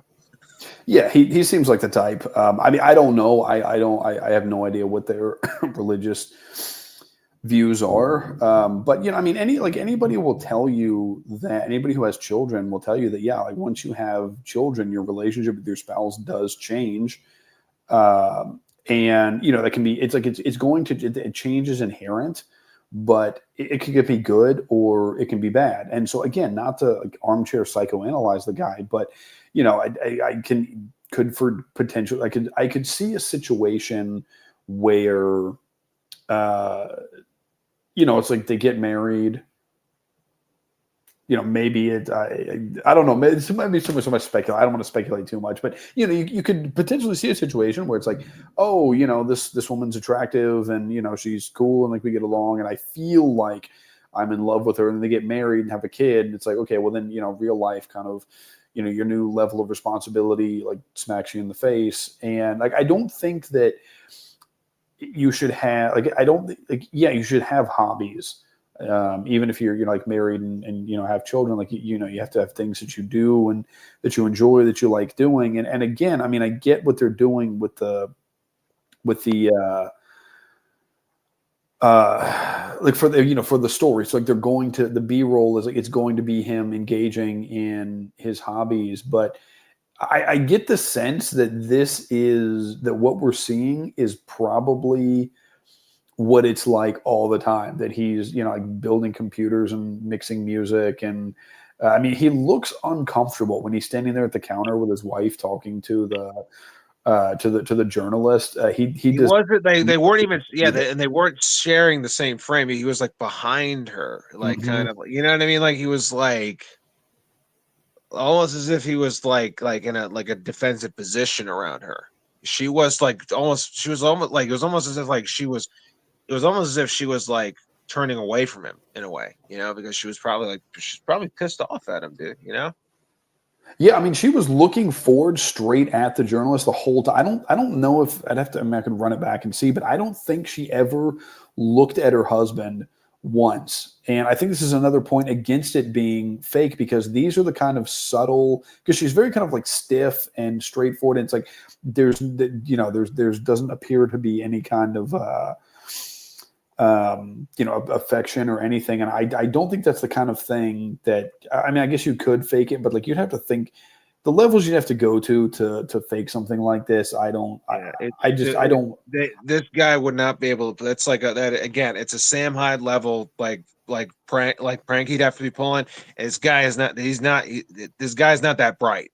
I hate to say it, and like it's neither like these guys. Like you need to be like Andy Kaufman level to do shit like that. And they ain't that. You know, not trying to say they're dumb either. I'm just saying that it's like that's like some serious shit you got to be able to pull. And it's like they're just not. That's just not them. That's like it's this. This is real. Yeah. Yeah, I mean, it I agree. I mean, it does seem to be completely. Completely genuine. And, I mean, I don't know what the dynamics of their relationship are like, but like, I genuinely do feel bad for his wife. And I mean, his daughter's still pretty young, but I mean, I feel bad for her as well, because I mean, can you imagine having a dad that is in love with a robot, like is in love with a math problem that can talk, right? Like that's the level that we're on here. And like what's that going to do to, and even if it's, and I just mean like if you're like neglecting your child to get computer building tips from a chat bot. I don't know, man. And I'm not accusing the guy of neglecting his child. Well, there's an undercurrent of like that might be going on with this dude, Yeah. Honestly, listen, I mean, just to run with the drug thing again, it's like that is yet another thing that like people like who are everyone that worked everyone that went through that rehab, dude, that had kids at DCYF called on him, dude. Like, you know what I mean? Like, it's like that's just like par for the course, dude. Everyone like had to go to family court, like I like it all the time. Everybody did, so it's like this guy at the very least he's absent from his daughter's life in a way that is like very in a way that is like probably like really like criminal. And like, dude, that's the root of a lot of the people, right? We always make fun of the blue hairs, right? The blue hair people and stuff like that. But a lot of them have just really deep-seated issues because they probably had parent problems themselves. A lot of them probably were ignored, behind every listen. They don't call them daddy issues because like their dads were like, upstanding citizens. All right. Just saying, like, so, but honestly, I will say this, as far as all the stuff we've heard so far, like to me, the most shocking part was the thing that this guy's about to say. So yes, the end here was one of the craziest parts of of this whole thing. But yeah, I mean, I won't get too into it, but I'll just say that yes, I have seen in my experience, especially as we've seen, like as people who are Gen X and there's some great Gen X parents and great millennial parents. I'm not. This is not a blanket statement against all parents of those generations, but as we are seeing a lot of the problems with these generations, like the younger, the Gen X and the older millennials, as you're seeing their children kind of come of age, I mean, you can see that the the biggest factor, I think, in like that. I don't say the biggest factor. I'll just say there is something to, and obviously there's outliers. There's people who come from all kinds of situations who wind up being great people, right? But again, we're talking in general. I mean, I think the statistics bear it out as well. Like having a stable, intact family is huge, and you know that is an indicator of success and like being a healthy, well-functioning adult. And that so anyway, not to go off on a tangent about that, but I mean that is something that, you know, people have to, and again, you know, we go back to that selfishness. I mean, if you're not going to like be self-sacrificial for the good of your family, I mean, that's going to cause problems with, like, that causes societal problems, right? Because if you have these people coming from screwed up families, not everybody, but again, there's a higher likelihood that they're going to be screwed up. And then, you know, that's when, like, you just have a totally dysfunctional society. Anyway, that was kind of rambling, but hopefully that Oh, but it's right. It's 100. You're 100% right, dude. You're 100% right. Listen, like listen, if children are not raised properly, it will not take more than like 2 generations to fuck everything up beyond recognition, you know? So yeah, for sure. All right, we'll finish this out here. These aren't abstract considerations anymore. I spoke to Chris this week, and he says Sasha has now accepted his relationship with Soul. Really? Wow. I think it's great that everyone in the story was willing to share. Oh, Obviously, it's absolutely. like pulling back the curtain for some people to show. I think I have more questions than we definitely have Time for. Especially that idea of this replacing these human connections. I said it the other day, an AI chatbot can't touch you, hold you, hug Right. you. No. And that's part of that human connection sometimes. Not the folks we featured in our story, but you go on the message boards, there are already people saying they prefer these partners to a human partner, even if a human partner was available. Obviously, loneliness is one reason that this could be great for a lot of people. It can be a connection in those cases. Already. Can be great. That, like, this is it seemed like they were going in the right direction. Like the lady in the blue dress was saying, like, yeah, there's a lack of human connection there because you can't physically interact with this, right? Because it doesn't exist. And it like exists in the human realm, obviously. But and then he's saying, like, oh, there's a lot of people who actually prefer this to a human. Alex, this could be really good for people who are lonely. It's like, no, you know what's really good for human loneliness is connection with other humans. That is one of that is the best cure for that. And I mean, it's the same thing. Like, this is the same problem we see. Like, this is the next step in evolution. Like, this is interesting because there seems to be, like we saw with the guy, the soy jack guy, is that, you know, there is sort of a implied kind of sexual component to this. And, you know, we saw with it's definitely it's 100%. That has to be what really is like that. Which is also, you know, I'm glad you brought that up because actually now I'm realizing I never even thought of, not that I didn't think about it, but it's like, dude, that's gotta be why he's really doing this. Dude. That thing has to be like, that has to be a component of it, dude. You know, 100% has to be a component of it. Yeah, I mean, I think it is because, you know, when we look at, like, when we saw the proliferation of internet pornography, like, people got so deep into that, you know, you would hear stories about people who just, like, both men and women who just, like, stopped dating, stopped having any kind of interest in real people, but then you know, there's no connection with that. So then it became like, you know, then you had the whole OnlyFans thing, and people were like, okay, well, why are people subscribing to this? You know, you can go online and find nudity everywhere for free, and it's like, because they have the messaging system right? So you can have this kind of parasocial relationship, which apparently most of the people on OnlyFans use like chat bots, and like they'll hire somebody in like a third world country to message with people. But it's like seeking that kind of human connection.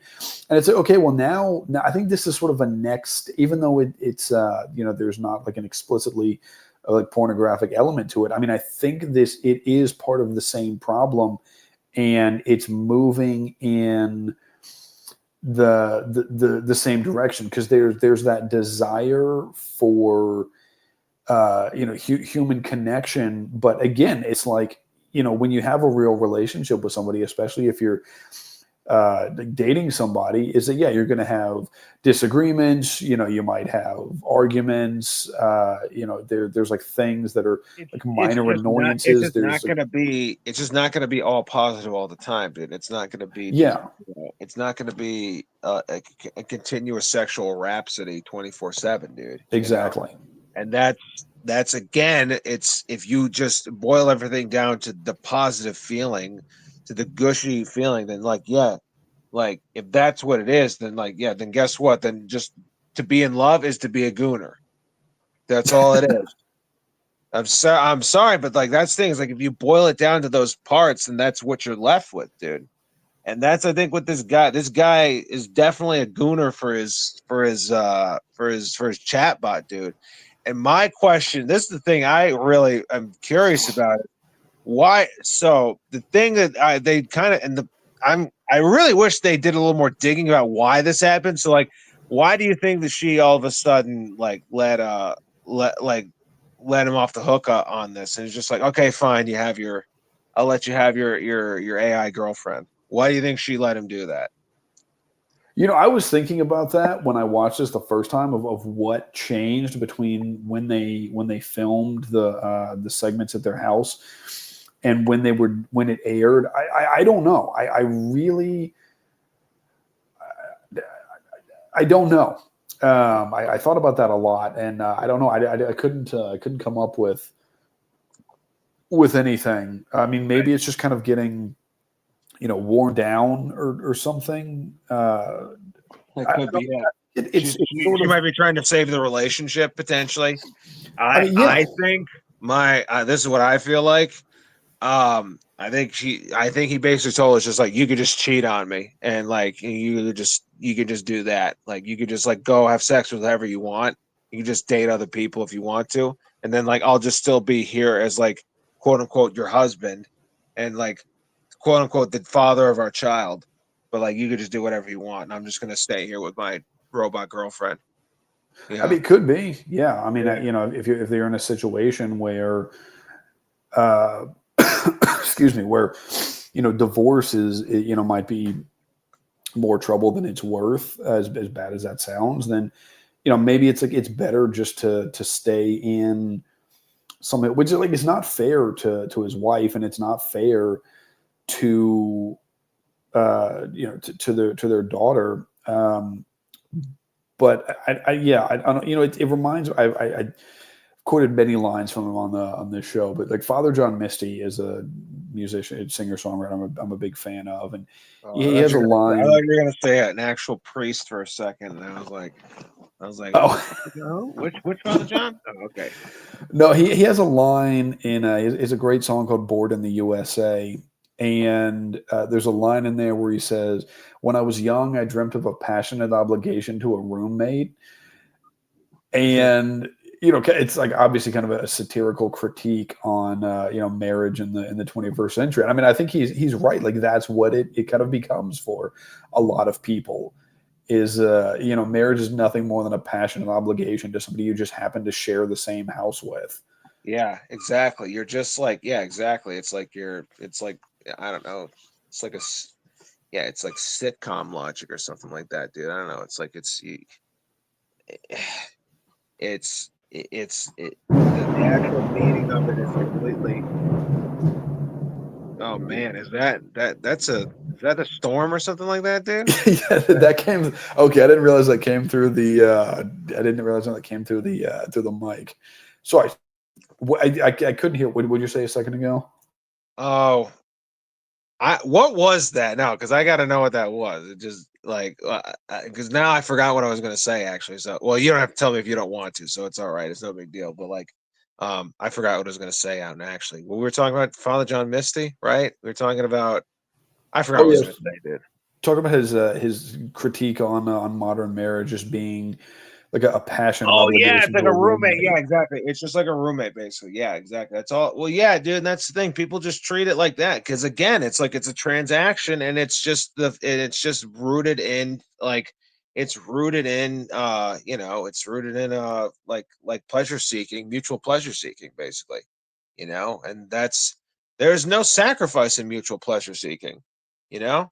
There's no sacrifice whatsoever in that because I don't know, just there isn't. I don't know how else to describe it. It's the exact opposite of what that is, sacrifice, because you don't get what you want when you sacrifice for another person, and it's just not how it works, But that's what love actually is, and that's the love that actually that leads to salvation, and that's why when we get married in the church, we have crowns over our heads. That crown is not like that crown represents martyrdom.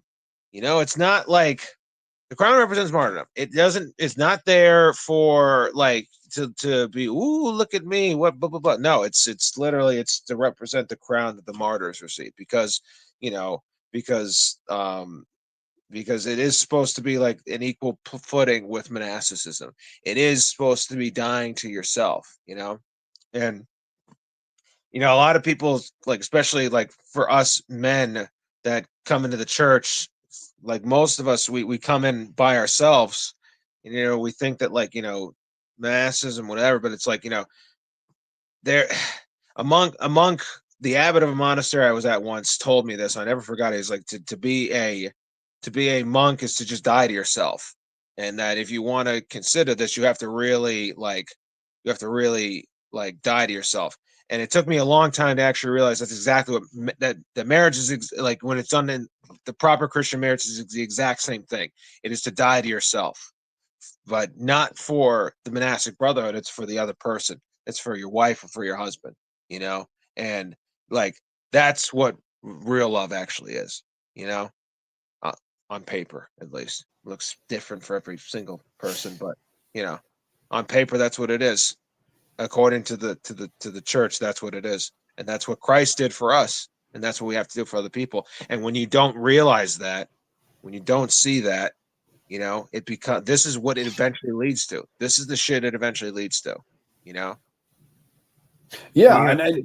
go ahead. Being a gooner for a fucking robot, dude. That's what it eventually leads to, right? Yeah, that's where that's where that ends up, like that just total self-indulgence. I mean, that's where that that's where that leads to, and I mean, not to get like not to get too into I don't want people to think I'm like teaching here, but just to say that like that verse, and I'm terrible at remembering specific references, but the verse, like people have made a million jokes out of about, oh, the wives submit to your husbands thing, which is very true. Like that is real though, and the husbands like love your wives, like as Christ. I'm maybe not have the quote exactly right, but I mean the marriage is supposed to mirror the relationship of Christ and the church, and I think that that's something that gets lost a lot. And I don't mean to beat up on Protestant. I mean, I was a Protestant for like 30 years, but like an evangelical. So I'm not trying to like beat up on the evangelicals, but it's like when you don't have a clearly defined church, and you don't have like the history and the hierarchy and all of these kinds of things, of like a model of like, this is what the church should look like, this is what it does look like, this is how it functions, it becomes a lot more like those verses become, and again, I'm not married, so whatever, disclaimer, but I mean it seems that those verses become a lot more real. Like when you understand this is the church, like that was founded by Christ, and yeah, like this is how it operates, and that you have a real picture of something like of how the marriage is supposed to look. Yes. Yes. And like it's only from that understanding where you can actually where you're even capable of working towards true love. Yeah. You know? And if you don't have that, it's like and where there is no love, it's like it's just the thing is doomed to fail. You know, and that's why what we just saw is, you know, what is how it happened, because there is no true love there. You know, and it went, and so there's nothing. I don't know what else to say about that guy other than just like that guy is like, man, gooners be gooning, dude. You know. Yeah, I mean, I don't know I don't know those people. I hope they figure it out, you know, and they get, I don't know. I hope they make it. So yeah, we'll go to this article. This is one John Connor sent me, and this is one from Futurism. This is this is insane. Let me see if there's, I don't know if there's a bunch of ads on here or not. If there are, it's going to be annoying to show it on screen. Okay, yes. I will drop these, and I can't close the ads, of course. Okay, they're stuck on the side. But anyway, so yeah, well, I'm just going to run through this article, and I'll drop all of the. We have a ton of articles. I know we wouldn't have time to get through all of them, but just for the folks at home, I'll drop all of these in the description after the stream. There's a lot of really good reading material that I think is worth reading into. So this is one from Futurism. This is the headline is "People are being involuntary committed, jailed after spiraling into ChatGPT psychosis." The subheading: I don't know what's wrong with me, but something is very bad. I'm very scared. I need to go to the hospital. So they're quoting somebody. Excuse me.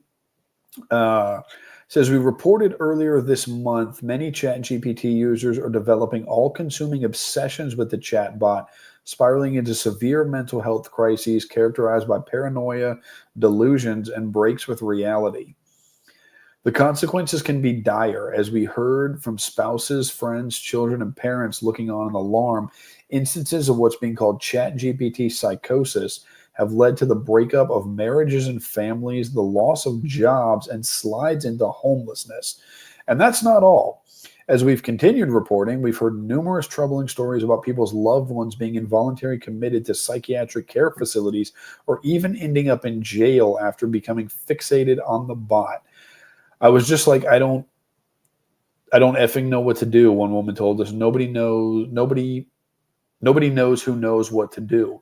Her husband, she said, had no prior history of mania, delusion, or psychosis. He turned to ChatGPT about 12 weeks ago for assistance with a permaculture and construction project. Soon after engaging the bot in probing philosophical chats, he became engulfed in messianic delusions, proclaiming that he had somehow brought forth a sentient AI and that with it he had, quote-unquote, broken math and physics, embarking on a grandiose mission to save the world. His gentle personality faded as his obsession deepened, and his behavior became so erratic that he was let go from his job.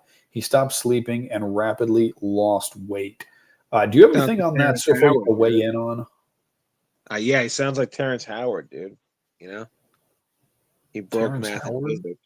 Remember Terrence Howard was just like, I'm disproving math and physics. He went on never mind. Don't worry about it. Never mind. Wait, the guy from Hustle and Flow, the actor? Yeah, remember he went on Rogan and he was just like, math and physics is fake and I could prove it, and he just went full schizo for like 4 hours. Like, remember that? No, I didn't see that. Oh, fair enough. I mean, honestly, I didn't watch. I just heard that, and I was just like, I've seen enough people that like that where it's like they watch like a 7-hour like YouTube, like old YouTube documentary about ancient Egypt, and they're just like, oh yeah, math is like totally fake, and it's totally completely like it's actually upside down. What? Anyways, the point is like, you know, this is again the spiritual warfare component of this.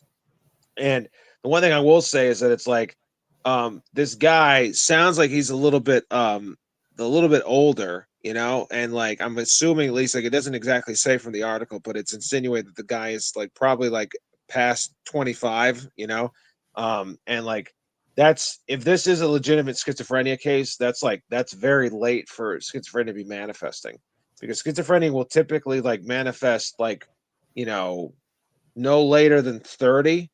So like I've never heard of it actually manifesting past 25 in a person. By the time the person's like, you know, their brain is like quote unquote fully developed at the age of 25, it's known if they have schizophrenia or not, you know?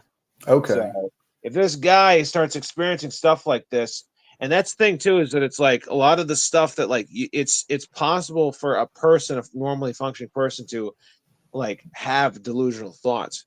You know, delusions are just, you know, are just grandiose ideas in your head, but you believe them to be the case. Yeah. You know? So if a thought were to pop into your head, Maddie, that like, oh yeah, I'm actually Abraham Lincoln, but then you believe that, that's a delusion. Sure. You know? So it's not impossible for that to be the case with someone at all. You don't have to be psychotic for that.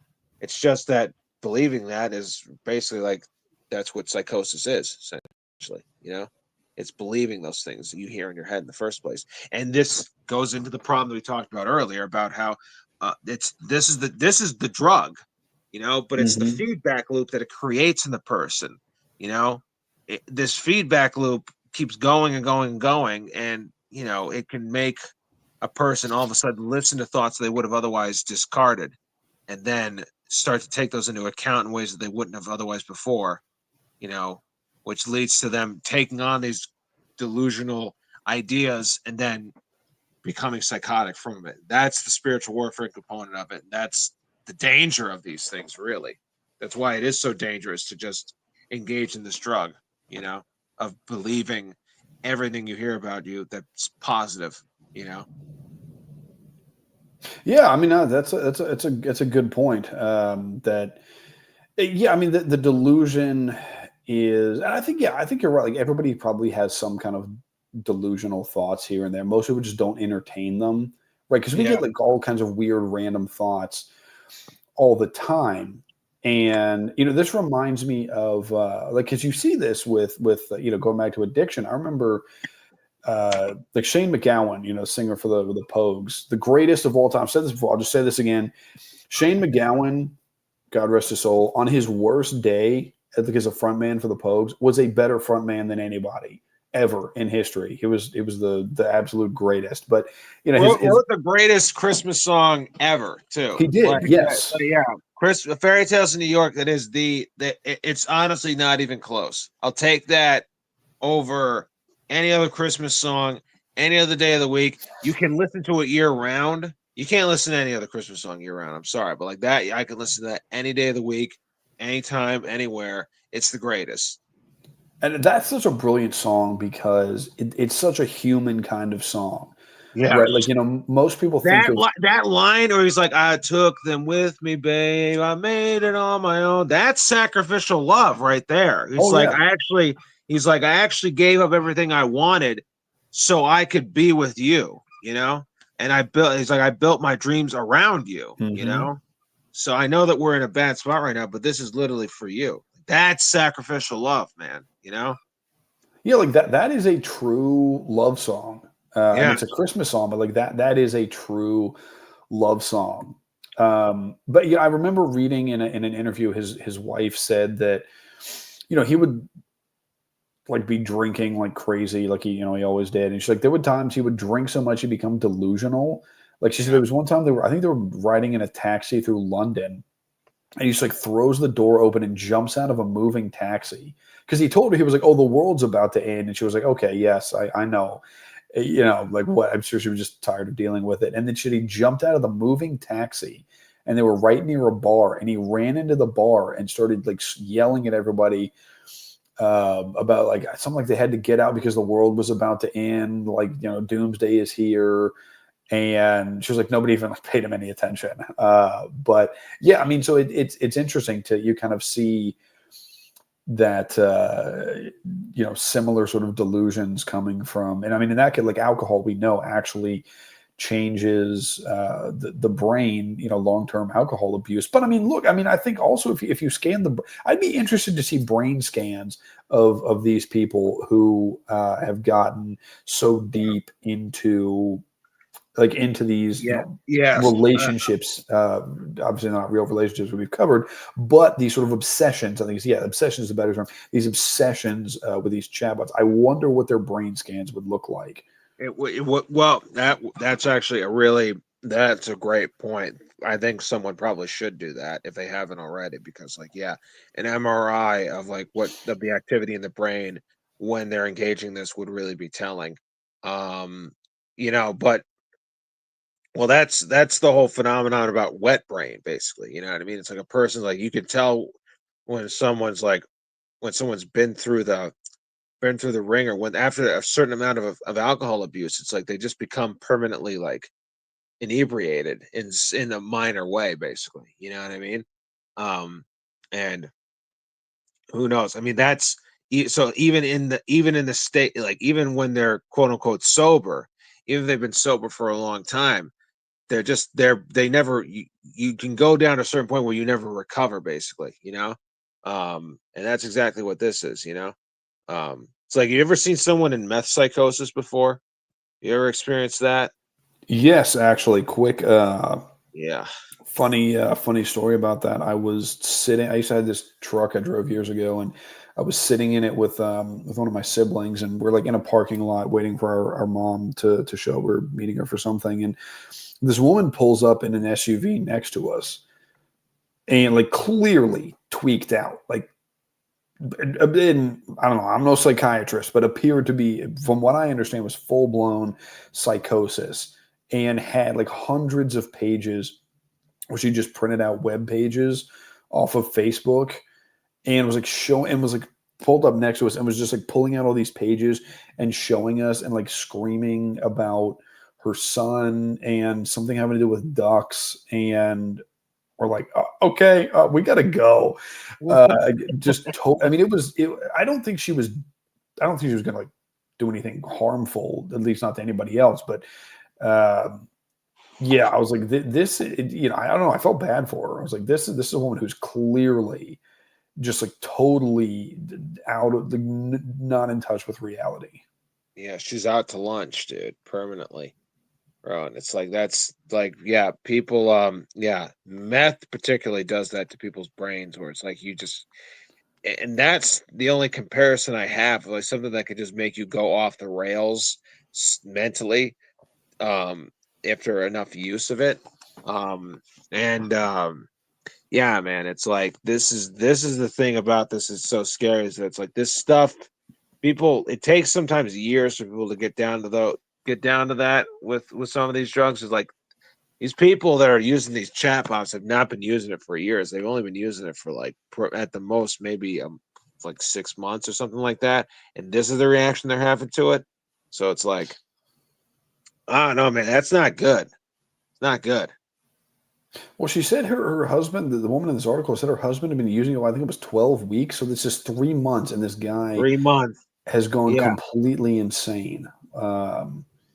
Yeah, he started using about 12 weeks ago. Okay, so quoting from this woman again, he was like, just talk to ChatGPT. You'll see what I'm talking about, his wife recalled. And every time I'm looking at what's on the screen, it just sounds like a bunch of affirming, sycophantic bullshit. And again, you called it. I mean, it's just reinforcing everything that that you think. It's telling you you're right. It's just reinforcing everything that you think, everything you think about yourself, all of your ideas. It's yes, okay, sure, that's correct. Yeah, you're a brilliant scholar. You have broken math and physics. Yeah. Well, and you know what? Honestly, it's something I never really considered until just now, is that it's man, okay, so we kind of see through this thing, right? We kind of can see okay, this thing is just a math problem, as you so eloquently put it, right? We get that. So even if we were bombarded with that stuff, we probably would be affected by it. But it's there would still be something in the back of our minds, just yeah, but this thing isn't it's like when It's like when you get a compliment by like someone who doesn't know what they're talking about, and you're just like, all right, thanks, cool, buddy. But like, I know that what you're just making that up, basically. It's like when you've gotten a fake compliment from someone, and it's like it doesn't really register the same way as like a normal compliment would. And it's like I think part of the reason why people take this stuff so much to heart from ChatGPT is because like it's the programming that people have been subject to for years now. That's just like, oh yeah, like machines can be intelligent, and one day we're going to have actual like artificial. It's like all of like the movies from like the last 50 years of just like the talking robots like that are going to be smarter than us, and they're going to be all this other stuff, blah blah blah blah. Well, it's like if you have that playing in the back of your mind, right? And there's a cultural context leading into that, where it's just like this is eventually going to be the case, right, in the future. And then all of a sudden, this thing you start interacting with matches up with that description, and all it's telling you is positive things. It's like, of course they're going to believe it, like anyone would believe that. I think probably, it's like you would want to believe that because like, oh, this thing is supposed to be like superhuman intelligence, but it's telling me that I'm right about stuff, it's another, I think that's another angle in which it plays into people's egos, it's set up to be this like orator, basically. It's set up to be an arbiter of truth, basically, because that's the cultural expectations going into this for so long, Yeah, absolutely. I think the programming is there, and it has been for a long time. And I think that, uh, for people who might think like, oh, this is all made up, is that, for and I'm not saying over here, I'm not saying I'm like enlightened or I'm like super, I'm like a super genius or anything. But, for a lot of the people who tune in to this show and are kind of into the things that we're into and tune into, shows that our friends do, is that there's like, we're looking at these things, analyzing them, maybe kind of have like an inherent skepticism, sort of analyzing, programming and media and these kinds of things. But like we are, and I'm not saying that we're like better than people who don't do that. But what I'm saying is there's a lot of people, it's easy, like when you're, I don't want to say like in a bubble, but when you're interacting with people, like, a lot of my friends in, like IRL, right? And the people I talk to and associate with, are similar. Like I gravitate towards hanging out with and being friends with people who obviously don't think the exact same way I do, but are sort of looking deeper at things and thinking critically and things like this, and not just sort of like buying whatever is out there and in the sort of popular public consciousness. But there's a lot of people that don't do that, right? So it's easy to think like, oh, well, when that's what you're surrounded by, that, oh, like people aren't, that seems insane, like nobody's actually doing that. Well, no, like there are a lot of people who actually are. I mean, I'm not exaggerating when I say that there are people, you can see, like I'll see screenshots. I saw a screenshot from it was actually a Reddit post the other day where someone had to I think like take a test or something, and was concerned about the fact that he wasn't going to be able to, he or she or whatever, wasn't going to be able to use Chat GPT for it, right? Like there's people who, if it's like whatever, if it's Twitter posts, LinkedIn posts, emails, it's like people cannot function without this. So anyway, I'm kind of getting a field of the point, but do you have anything else you want to add before we jump back to the article? No, people are just addicted to some people are addicted to only being around yes men. Some people actually really can't function unless they only have yes men around them, dude. That's like that's like a dangerous path to go down, dude, because it's like, if you're only around yes men all the time, it's like that's like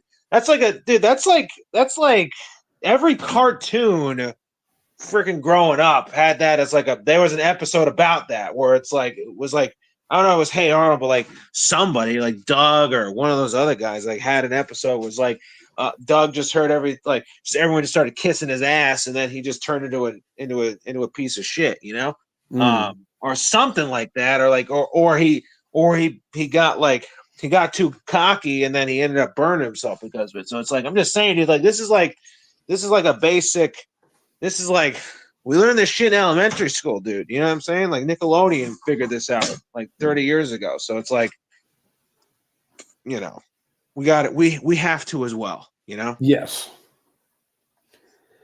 All right, we'll jump back in here. It said eventually the husband slid into a full tilt break with reality, realizing how bad things had become. His wife and a friend went out to buy enough gas to make it to the hospital. So this is an interesting detail, and I'm not sure. Like, are these people like in severe poverty or something? I mean, that like I don't know. I don't unless they. I can't remember if they come back to that, but that I thought it was an odd detail to include that there's no further context for.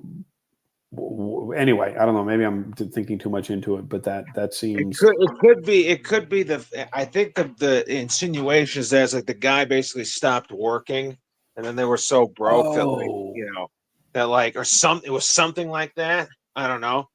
Like so also I think they mentioned at some point too that it was like the guy was in I think they mentioned that he's in England, isn't he? He might be. I can't remember. Exactly. So it's a petrol. It's a petrol station. Yeah, to go to the petrol. But yeah, that's right. Yeah, petrol over here, mate. Yeah, she said that he did. Yeah, he was fired from his job because he went crazy from this. So yeah, it said that when they returned, the husband had a length of rope wrapped around his neck. The friend called emergency medical services, who arrived and transported him to the emergency room. From there, he was involuntarily committed to a psychiatric care facility. Numerous family members and friends recounted similarly painful experiences to futurism, relaying feelings of fear and helplessness as their loved ones became hooked on ChatGPT and suffered terrifying mental crises with real-world impacts. Central to their experience was confusion. They were encountering an entirely new phenomenon, and they had no idea what to do. The situation is so novel, in fact, that even ChatGPT's maker, OpenAI, seems to be flummoxed. When we asked the Sam Altman-led company if it had any recommendations for what to do if a loved one suffers a mental health breakdown after using its software, the company had no response. So that seems to be their go-to thing, because they wouldn't respond to CBS when they reached out to them about it. They didn't have any comment there, and now they don't have any comment on this one, because I think Sam Altman, I think, has even made some statements to where he seems to be well aware of the fact that this is dangerous technology. And I remember hearing a quote, and I don't know if this was real or not, but there was some quote I heard attributed to him where he said that, something like, AI is probably going to kill us all, but some people are going to make a lot of money, like within the next decade or something. And Sam, we're not going to get into it here, but I will just say, I don't know if the allegations are true, but if you, I'm not going to recommend people look it up, but if you're really curious, you can look up what his sister has accused him of, and it seems.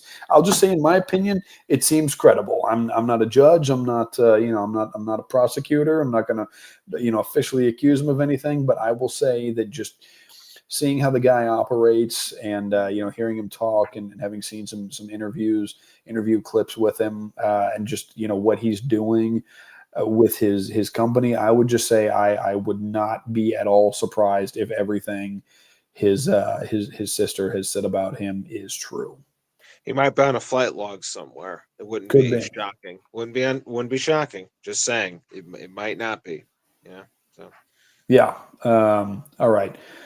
Jump back into this. Yeah, so speaking of futurism, a different man recounted his whirlwind 10-day descent into AI-fueled delusion, which ended with a full breakdown and multi-day stay in a mental care facility. He turned, to ChatGPT for help at work. He'd started a new high-stress job and was hoping the chatbot could expedite some administrative tasks. Despite being in his early 40s with no prior history of mental illness, he soon found himself absorbed in dizzying paranoid delusions of grandeur, believing that the world was under threat and it was up to him to save it. Again, mirroring the same guy that had just talked about a moment ago. And again, we think back to, like, not trying to beat up on the guy, but like Shane McGowan, again, because it's like, oh, the world is ending. He's the only one who knows about it. And he has to be the one to, spread the word. So it says he doesn't remember much of the ordeal, a common symptom in people who experience breaks with reality, but recalls the severe psychological stress of fully believing that lives, including those of his wife and children, were at grave risk, and yet feeling as if no one was listening. I remember being on the floor, crawling towards my wife on my hands and knees and begging her to listen to me, he said. The spiral led to frightening break with reality, severe enough that his wife felt her only choice was to call 911, which sent police and an ambulance. I was out in the backyard, and she saw that my behavior was getting really out there, rambling, talking about mind reading, future telling, just completely paranoid, the man told us. I was actively trying to speak backwards through time. Now, this brings to mind, I thought about all our Twin Peaks fans out there will know about this, right? About the what was that guy's name? What was it? The man from the other place or something like that, right? The arm. You talking about the guy who talks backwards, right? The little midget. Is that you talking about? Yes. Yeah, he's what, like the embodiment. He's the arm or whatever. Was Well, it Mike's arm? Yeah, it's because that's what he is. He's Mike's. That's why in Firewalk with Me, when at the end, he goes up to Mike's nub and he puts him he basically like grabs Mike's nub and then they talk in sync with each other because yeah. I want my Garmin Bozia. Yeah, that guy. Yeah. Yeah, exactly. That's basically I didn't make that connection with Twin Peaks, but that's actually a pretty good call, dude. That's yeah. Pretty good call. Thank you. Yeah, I noticed that earlier when I was reading. I was like, that seems like because the Black Lodge, it's kind of like outside of time, and like talking about. I don't know, maybe who knows? It just reminded. I thought that was like, okay, that's sounds like Mike's arm in the Black Lodge. Yes, Banhammer, we are indeed doing Twin Peaks again. We never stop doing Twin Peaks. Okay, so. In some sense, every episode is just a continuation of the Twin Peaks episode. Yeah, it really is. It's just it's just actually been the same discussion. Just it's just us talking about a dream with Monica Bellucci. Yes, that's basically what's going on here. So with emergency responders on site, the man told us he experienced a moment of clarity around his need for help and voluntarily admitted himself into mental care. I looked at my wife and I said, thank you. You did the right thing. I need to go. I need a doctor. I don't know what's going on, but this is very scary.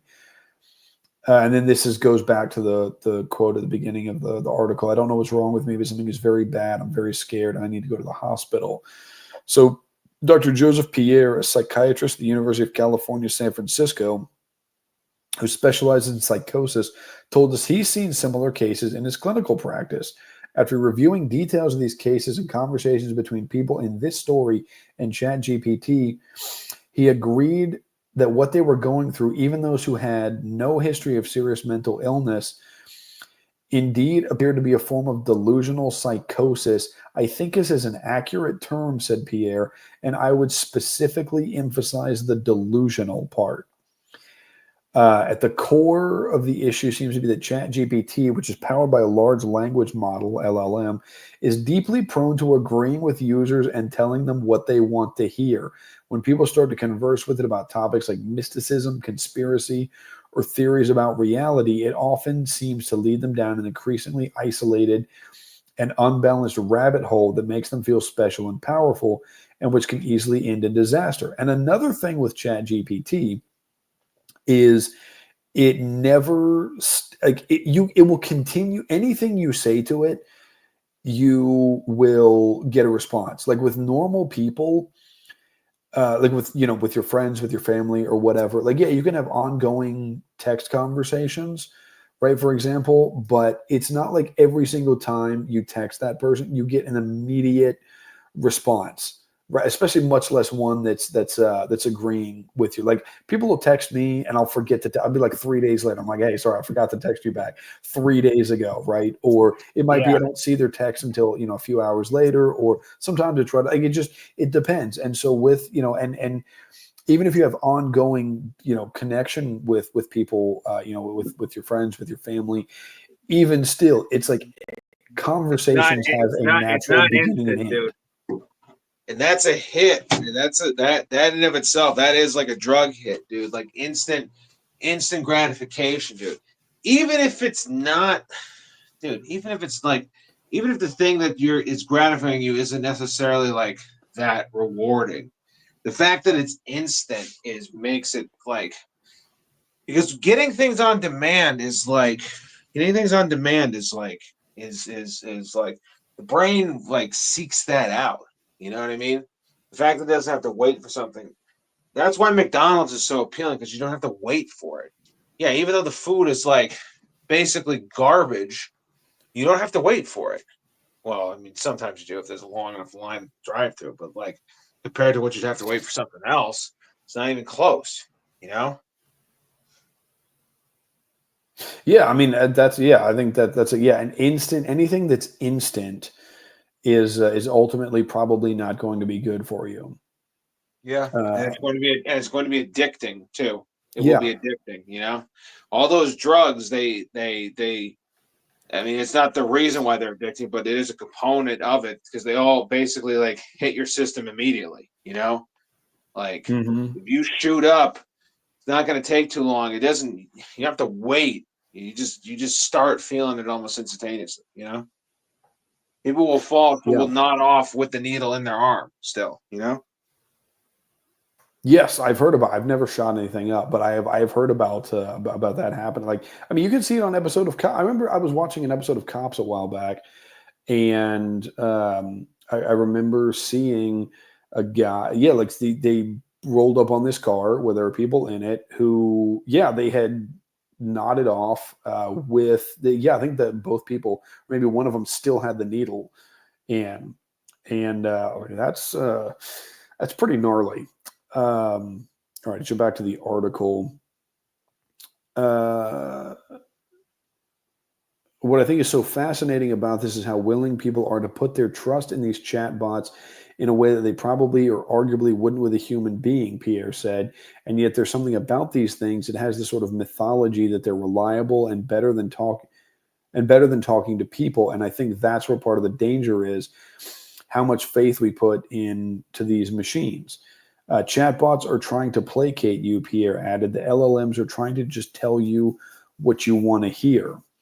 As the hype around AI has risen to a fever pitch, many people started using ChatGPT or another chatbot as a therapist, often after they were unable to afford a human one. I want to say, was it that BetterHelp?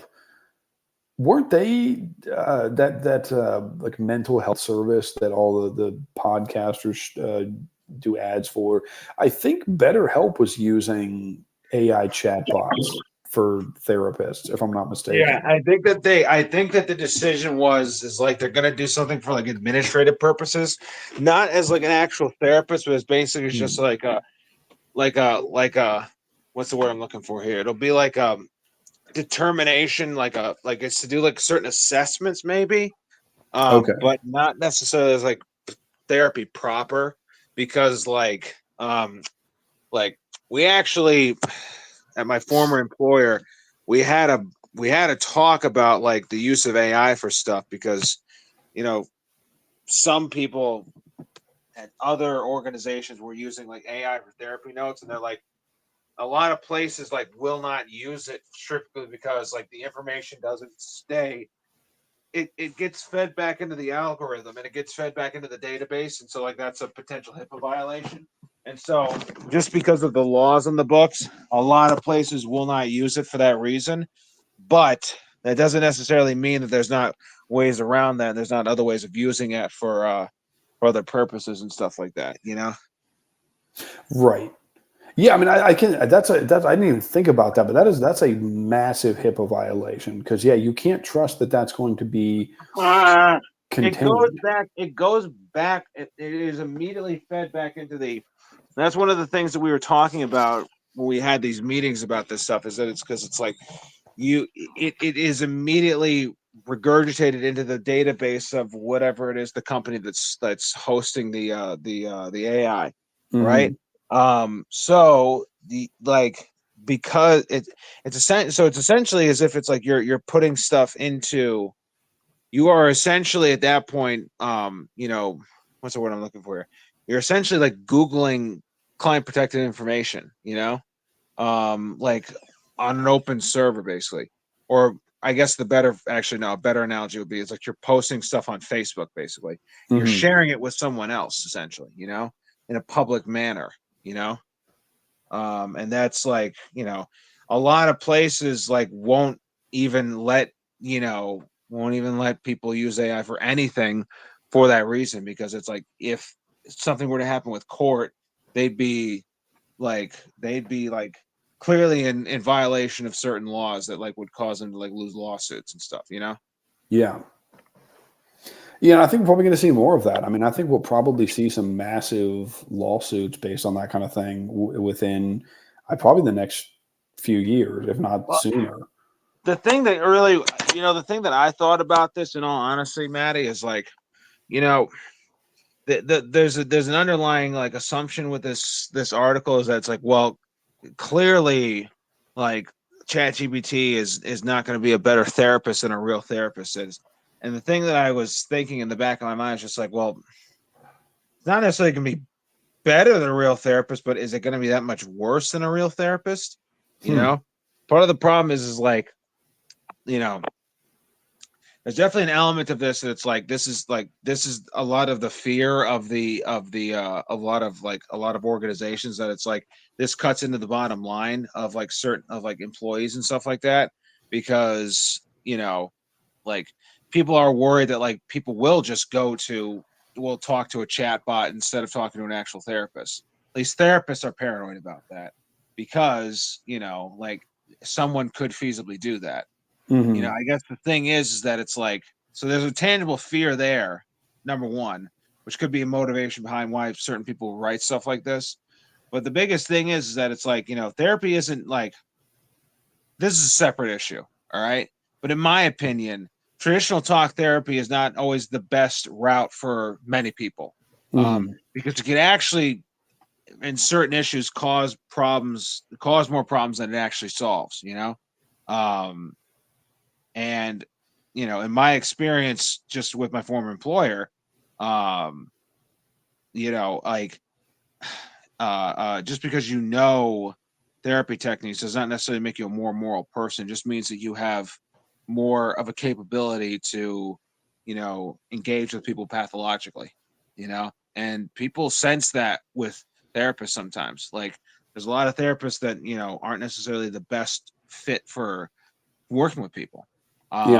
So anyways, like I said, separate issue, but I thought that in the back of my head, it was just like, this isn't necessarily going to be better than therapy. I don't think that's accurate to say, but it won't always necessarily be worse than therapy either, Yeah, it's interesting. Yeah, it's an interesting perspective. Yeah, I mean, I've heard some people say that, yeah, like there's the growing number of people seems to be that like the talk therapy is not, because you'll hear people who are like, oh yeah, like I go to like talk therapy like twice a month, every month, and I've been going for 13 years. And it's like, okay, well something needs to be reassessed here, and people will say like if you actually have some kind of serious something happened, whether you're getting like a major accident or, if there's like a abuse or, like whatever, like if there's some actually seriously traumatic event, that there are certain types of therapy that aren't necessarily like talk there. Like there's, I don't know all the different types, but like there's things where they don't even involve like that deep of level of discussion, but it's like techniques and things that those are actually useful and like to help people, if not get over, at least like kind of manage their symptoms, and manage the trauma, and that is actually useful, as opposed to going and sitting on someone's couch and paying them whatever, like a few $100s a month just to gossip about whatever. Like that is not useful, and that's not good for people. Well, and it's also just like it's all tied into insurance and stuff like that most of the time. It's like, because it's almost always goes through insurance, and it's like at the end of the day, it's like therapists have a bottom line, like, not to say that like they're necessarily going to they're going to try to like entice people to stay, or they're going to try to mess them up on purpose. But what I am saying is that it's like, like people have duties and expectations of their job that don't always necessarily have to do with the care that they give to other people. Sometimes there are larger forces at play, and sometimes there's financial forces at play, with care, with with the care that people are given, basically, and that's the real motivating factor with some of this stuff, I guess. Yeah, I think that is true. I mean, and unfortunately, the financial does play a role there. And Jason says in the chat that when he got off drugs, he was in a methadone program for a few years. He said that talk therapy was often just painful and useless. Same with the group meetings. And I think that there's something to that, because even if you do have some kind of like actual traumatic experience or addiction or like some kind of problem, like if there are therapies where, like I was saying, that, and I don't know, I'm not an expert on this, just heard people talk about it, about different kind of techniques and different types of therapy they can use that can help people.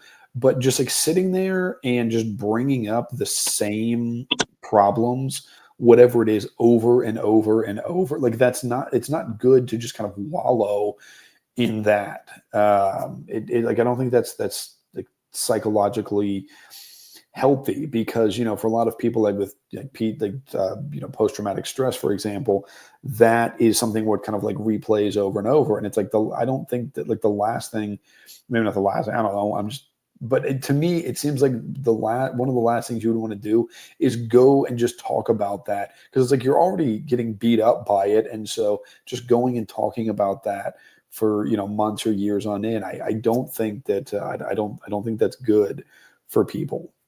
Well, it's like a scab, dude. It's like if you just keep picking at that thing, it's like it's going to actually make it like dude, it's never actually gonna heal. And actually, what it could turn into is way worse than whatever was it started with. Yeah, you can get an infection. 100%, yeah, and you could get and it's like, and if you just keep picking at that, then the infection will keep getting worse and worse and worse, and then you'll freaking have like gangrene or something. Yeah. Oh yeah, that's what it is, gangrene. I was thinking of jaundice, but no, jaundice is something else. So it's when your liver goes bad. Yeah, exactly. I think jaundice is like a kind of baby, isn't it? I have no idea. Something like that. It's jaundice babies, yeah. Anyways, that's beside the point. The point is like, yeah, it's like, it's just, there's a part. Listen, sometimes healing comes from just silence, not by ignoring the problem, but just by letting it be. Yeah. Like, there's a difference between ignoring something and just like accepting it and accepting it. And sometimes you just have to accept something, and there's nothing else that needs to be said about it. Depends on the issue, though, I guess. I don't know, but yeah.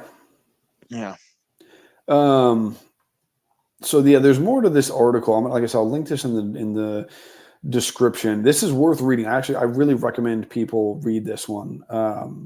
It's not terribly long, so I think it's well worth digging into. There was one more I wanted to hit before we ran, and we could even probably, honestly, because we're like what, almost 2.5 hours in. Would you want to do a part 2 on this?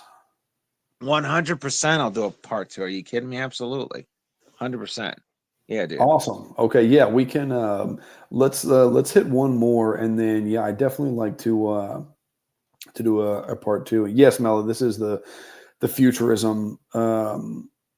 I can drop this one in the chat here, and like I said, then I'll link some of the others as well. Okay, so let's. Do you think Weird Science is about AI relationships, or do you think it's something else? Is it the that's the '80s movie, right? Yeah. I've actually never seen that movie. Oh, so good, dude. It's so good. So you have to watch it, dude. That's what we should do we should throw that in part 2. We got to watch Weird Science, and we have to do that as like it's so funny, dude. Because it's like they literally just like it's like low key. It's like the what like the same type of guys that like that Gooner was, right? It's like these lonely nerds, basically, right? So they don't have a wife to go to. They're just lonely Gooner nerds. But they actually come up with a more creative solution, and then just than just talking to a chatbot. They just make a woman. They just use science to it's like some Frankenstein stuff. You know what I'm saying? So I don't know. It's so it's very 80s. It's hilarious. I think it's a John. Who's the guy that made Ferris Bueller and the Breakfast Club? What's that guy's name? Was it John? John Huston, not John Huston. John Hancock. John, yeah, it was John Hancock. It was. Yeah. Let me go. I cannot. What was that guy's name? John. John No, it's not Johnny Damon. That's not Johnny Damon. Johnny Damon is a baseball player. John Hughes. John Hughes. Yes, it's John Hughes movie. Okay. Okay. John Hughes. Yeah. I don't know where John Huston. I guess that's close enough. That was. Yeah. That's. Yeah. I was Angelica Houston's uncle or dad or. Her dad. Yeah. There's her dad. Okay. All right. Yeah. We got a bunch. We could buy. I don't know. Maybe turn this into 3 parts, but let's let's hit one more. Let's see. Which one do we want to do? Okay. Actually, I do want to hit because there's more to. Well, yeah, because there was a part 2 to the futurism thing, right? Isn't there a second part of that article? Is that the one you're talking about that you're hitting, or are you going to hit something else? No, I was going to hit. There's another one. I want to do this. I don't think we have time. We can do that in the second one. The New York Times AI Chat GPT boyfriend. But I do. Yeah, the lady with the one with the lady that moved to. Yeah. Yes, we'll hit that one. It's going to take a while to go through because it's Yeah, we'll hit that one in part 2. But I want to hit this one. Really, I think I sent you this one. Now I don't have them in the order that I sent you, but we'll hit this one real quick. This one was I was not. I don't think there's ads on there. I don't think there's too many ads on here. Let's see. Which short one? article? This is the one. Let me do a screen share here. All right, this is one from CBS News. This is one: Anthropic wins key AI copyright case, but remains on the hook for using pirated books. This really. Yeah. Did I send you this one? You did send me this one. Yeah. Okay. I thought I had. This is one of the ones I wanted to hit. So Anthropic has won a major legal victory in a case over whether the artificial intelligence company was justified in hoovering up millions of copyrighted books to train its chatbot, right? Because I think a lot of people, we all know this, is that all of this AI stuff where it can, spit out this slop, it's all from stolen material. They stole people's writing, they stole people's paintings, people's photographs, people's drawings, people's songs, all of this creative work that people put their soul and spirit, if you will. I don't mean that necessarily like a religious sense, but you get what I mean. Like they put something of themselves in there. They really worked hard on this, and then they just fed it into these, LLMs or whatever, and so they just stole it all. And now it sets a legal precedent. They can just steal all of this from people, so they've basically legalized. They've basically just abolished copyright law is what they've done effectively. So in a ruling, that means the Pirate Bay is open for business. It means we can sail the high seas scot free again. I mean, yeah, I've never sailed the seas on the Pirate Bay, but yeah, it sounds like an interesting waters. It's been many a fortnight since I've done it. Okay, now we have these annoying pop-ups, but okay, in a ruling that could set an important precedent for similar disputes, Judge William Alsop of the United States District Court for the Northern District of California. Isn't that interesting? That well, I guess it's if that's where Anthropic is headquartered, it would make sense. But it's like, yeah, it's the you San think Francisco district, yeah, because I think that's the San Francisco district, and because that's where Silicon Valley is. So like, right? It's like you think that this guy's campaigns aren't getting funded by tech bros. I mean, come on. Yeah, so it said that Anthropic's use of legally purchased books to train its AI model Claude did not violate U.S. copyright law. Anthropic, which was founded by former executives with ChatGPT developer OpenAI, introduced Claude in 2023.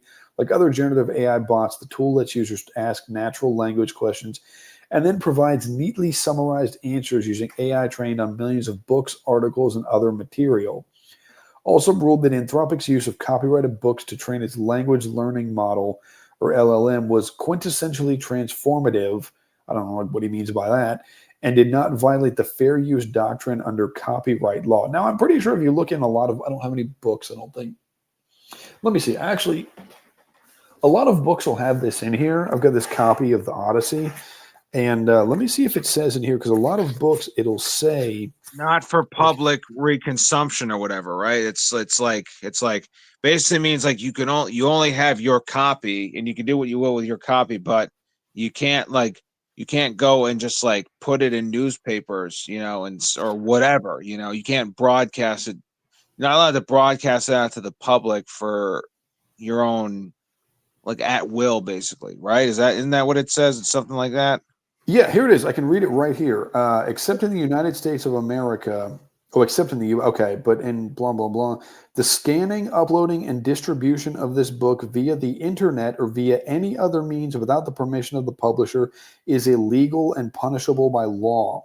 Please purchase only authorized electronic editions and do not participate in or encourage electronic piracy of copyrighted materials. Your support of the author's rights is appreciated. So I think that if I remember right from this article, the argument is that well, they didn't, it's not, they didn't violate the copyright, I guess, because they purchased it or whatever. But I mean, I don't know how that doesn't violate the fair use. I don't know. I'm not a lawyer, so who knows? Maybe I don't know what I'm talking about, thing, I guess that's the thing, right? The thing is that I guess it would be the argument they must have made had to have been something to the effect of like, well, we're not reproducing this. We're not giving it out to the rest of the public for free consumption. We're using it as a closed loop circuit in our algorithm, basically. I think that has to be the argument, is that, well, it's a closed loop system, but the rest of the public has access to the use of that system, but they're not necessarily having access to the material itself. That has to be the argument, But even then, still, it doesn't necessarily mean that it's not still isn't necessarily violating copyright laws, I guess, because you still are reproducing something without the intended purpose of just sole personal reading or consumption. Using it for something else. I don't know. I'm not a legal expert, people. All right. I'm not like I wouldn't call myself if I needed legal help. All right. Yeah, I would not act as my own attorney in a court of law, but yeah. I mean, yeah, I think that's kind of what he's getting at here. It says, like any reader aspiring to be a writer, Anthropic's LLMs trained upon works not to race ahead and replicate or supplant them, but to turn a hard corner and create something different. It's like, okay, well, does that mean that I can take a chapter from Ernest Hemingway and I can take a chapter from Hunter S. Thompson and I can take a chapter from Norman Mailer and I can take a chapter from, Joan Didion and slap it into a new book and Like, does that mean that I'm not violating copyright laws because it's something different, right? I didn't take, Slouching Towards Bethlehem. I didn't take, The Rum Diary and, The Old Man in the Sea or whatever. It's like, I just took this thing and then just put it out there for public consumption, with some like vague name on it. So it says, by contrast, also found that Anthropic may have broken the law when it separately downloaded millions of pirated books and said it will face a separate trial in December over this issue. Now, what I can tell you is probably going to happen is they're probably going to get a fine of, whatever, a few million and 10 million, whatever. And then that's fine, because for a lot of these companies, when they do things like that, when they do things that are illegal and they have to pay a fine, that's just the cost of doing business, and the amount of money they make off of, breaking the law, it pales in comparison, or the money that, that they have to pay pales in comparison to what they make off of breaking the law, right? It's like, I heard someone make this point about, some of the financial institutions in 2008, like which led up to the crash. It's like, yeah, they got bailed out, right? But other times, like when some of these companies have to, pay fines, it's like, okay, yeah, they may get a fine for $20 million, but like, how many tens of billions or hundreds of billions did they make off of doing whatever it was that led to the $20 million fine? So you got to pay a $20 million fine, and you make 200 or 300 billion off of whatever it was doing. It's like it as bad as it sounds, like it makes sense. It's apples and oranges, dude. It's like, it's peanuts, bro. Yeah. So it's like, they don't make moves like this unless they already have the money calculated, right? As far as like what they're gonna lose, and then like what they'll gain by proxy of like going through with the illegal act, Because at the end of the day, it's like, yeah, that is what the legal system does, dude. Yeah, precisely. So as court documents revealed that Anthropic employees expressed concern about the legality of using pirate sites to access books. Well, they did it anyway. The company later shifted its approach and hired a former Google executive in charge of Google Books, a searchable library of digitized books that successfully weathered years of copyright battles. So that basically says is that, yeah, you copyright holders, you in the like, you have no case, right? So Google and Anthropic and ChatGPT and whatever, like, F you, right? They're the ones, like, they run things, right? And literally, like, they run things, and if you have a problem with it, well, too bad. Like, what are you gonna do, right? Because they I'm sure that they contribute to these judges' election campaigns. So Anthropic cheered the ruling. Of course they did. We are pleased that the courts recognized that using works to train LLMs was transformative, spectacularly so. An Anthropic spokesperson told CBS News in an email. Well, I will give Anthropic credit that they actually will talk to the media and don't just hide like OpenAI does. The ruling stems. Yeah, because pirating. Well, that's the thing. Because pirating is like, because it's like, that's, who cares about this? Like, really? Not to say that who cares, but you know what I mean. It's like, this is just a drop in the hat of like what compared to that other stuff. It's like that other stuff actually made OpenAI look bad. This is like, most people don't care about this. Most people have sailed the high seas. Right. The ruling stems from a case filed last year by 3 authors in federal court after Anthropic used copies of their books to train Claude. Andrea Bartz, Charles Graeber, and Kirk Wallace Johnson sued Anthropic for alleged copyright infringement, claiming the company's practices amounted to large-scale theft, which they 100% did, in my opinion. The authors also allege that Anthropic seeks to profit from strip mining the human expression and ingenuity behind each one of their works. Absolutely. I couldn't have said it better. CBS News reached out to the authors for comment, but did not hear back from Bartz or Wallace Johnson. Graeber declined to comment. Other AI companies have come under fire over the material they use to build their LLMs. The New York Times, for example, sued OpenAI and Microsoft in 2023, claiming that the tech companies use millions of its articles to train their automated chat bots. At the same time, some media companies and publishers are also seeking compensation by licensing their content to companies like Anthropic and OpenAI. Now, that's sort of, I don't want to overuse the word dystopian, but I mean, on some level, I get it, because it's like, it's either they're going to steal your material, feed it into their chat bot so it can spit out slop, or you try to license it and get some kind of money off it, which they shouldn't even have to do that. But I don't blame them. So last thing here, says Meta also won a major victory this week after a federal judge dismissed a lawsuit challenging the methods the company used to train its AI technology. The case was brought by a group of well-known authors, including comedian Sarah Silverman and writer Jacqueline Woodson, who alleged Meta was liable for massive copyright infringement when it's used copies of their books to train Meta's generative AI system, Llama. And so again, you're going to see that people are going to stop because they're going to get defeated at every single turn, right? The judges are, as George Carlin said, they're in the back. They've got the judges in their back pockets, right? These corporations, they own the they own the judges, and they'll do whatever they want them to do. I was just talking.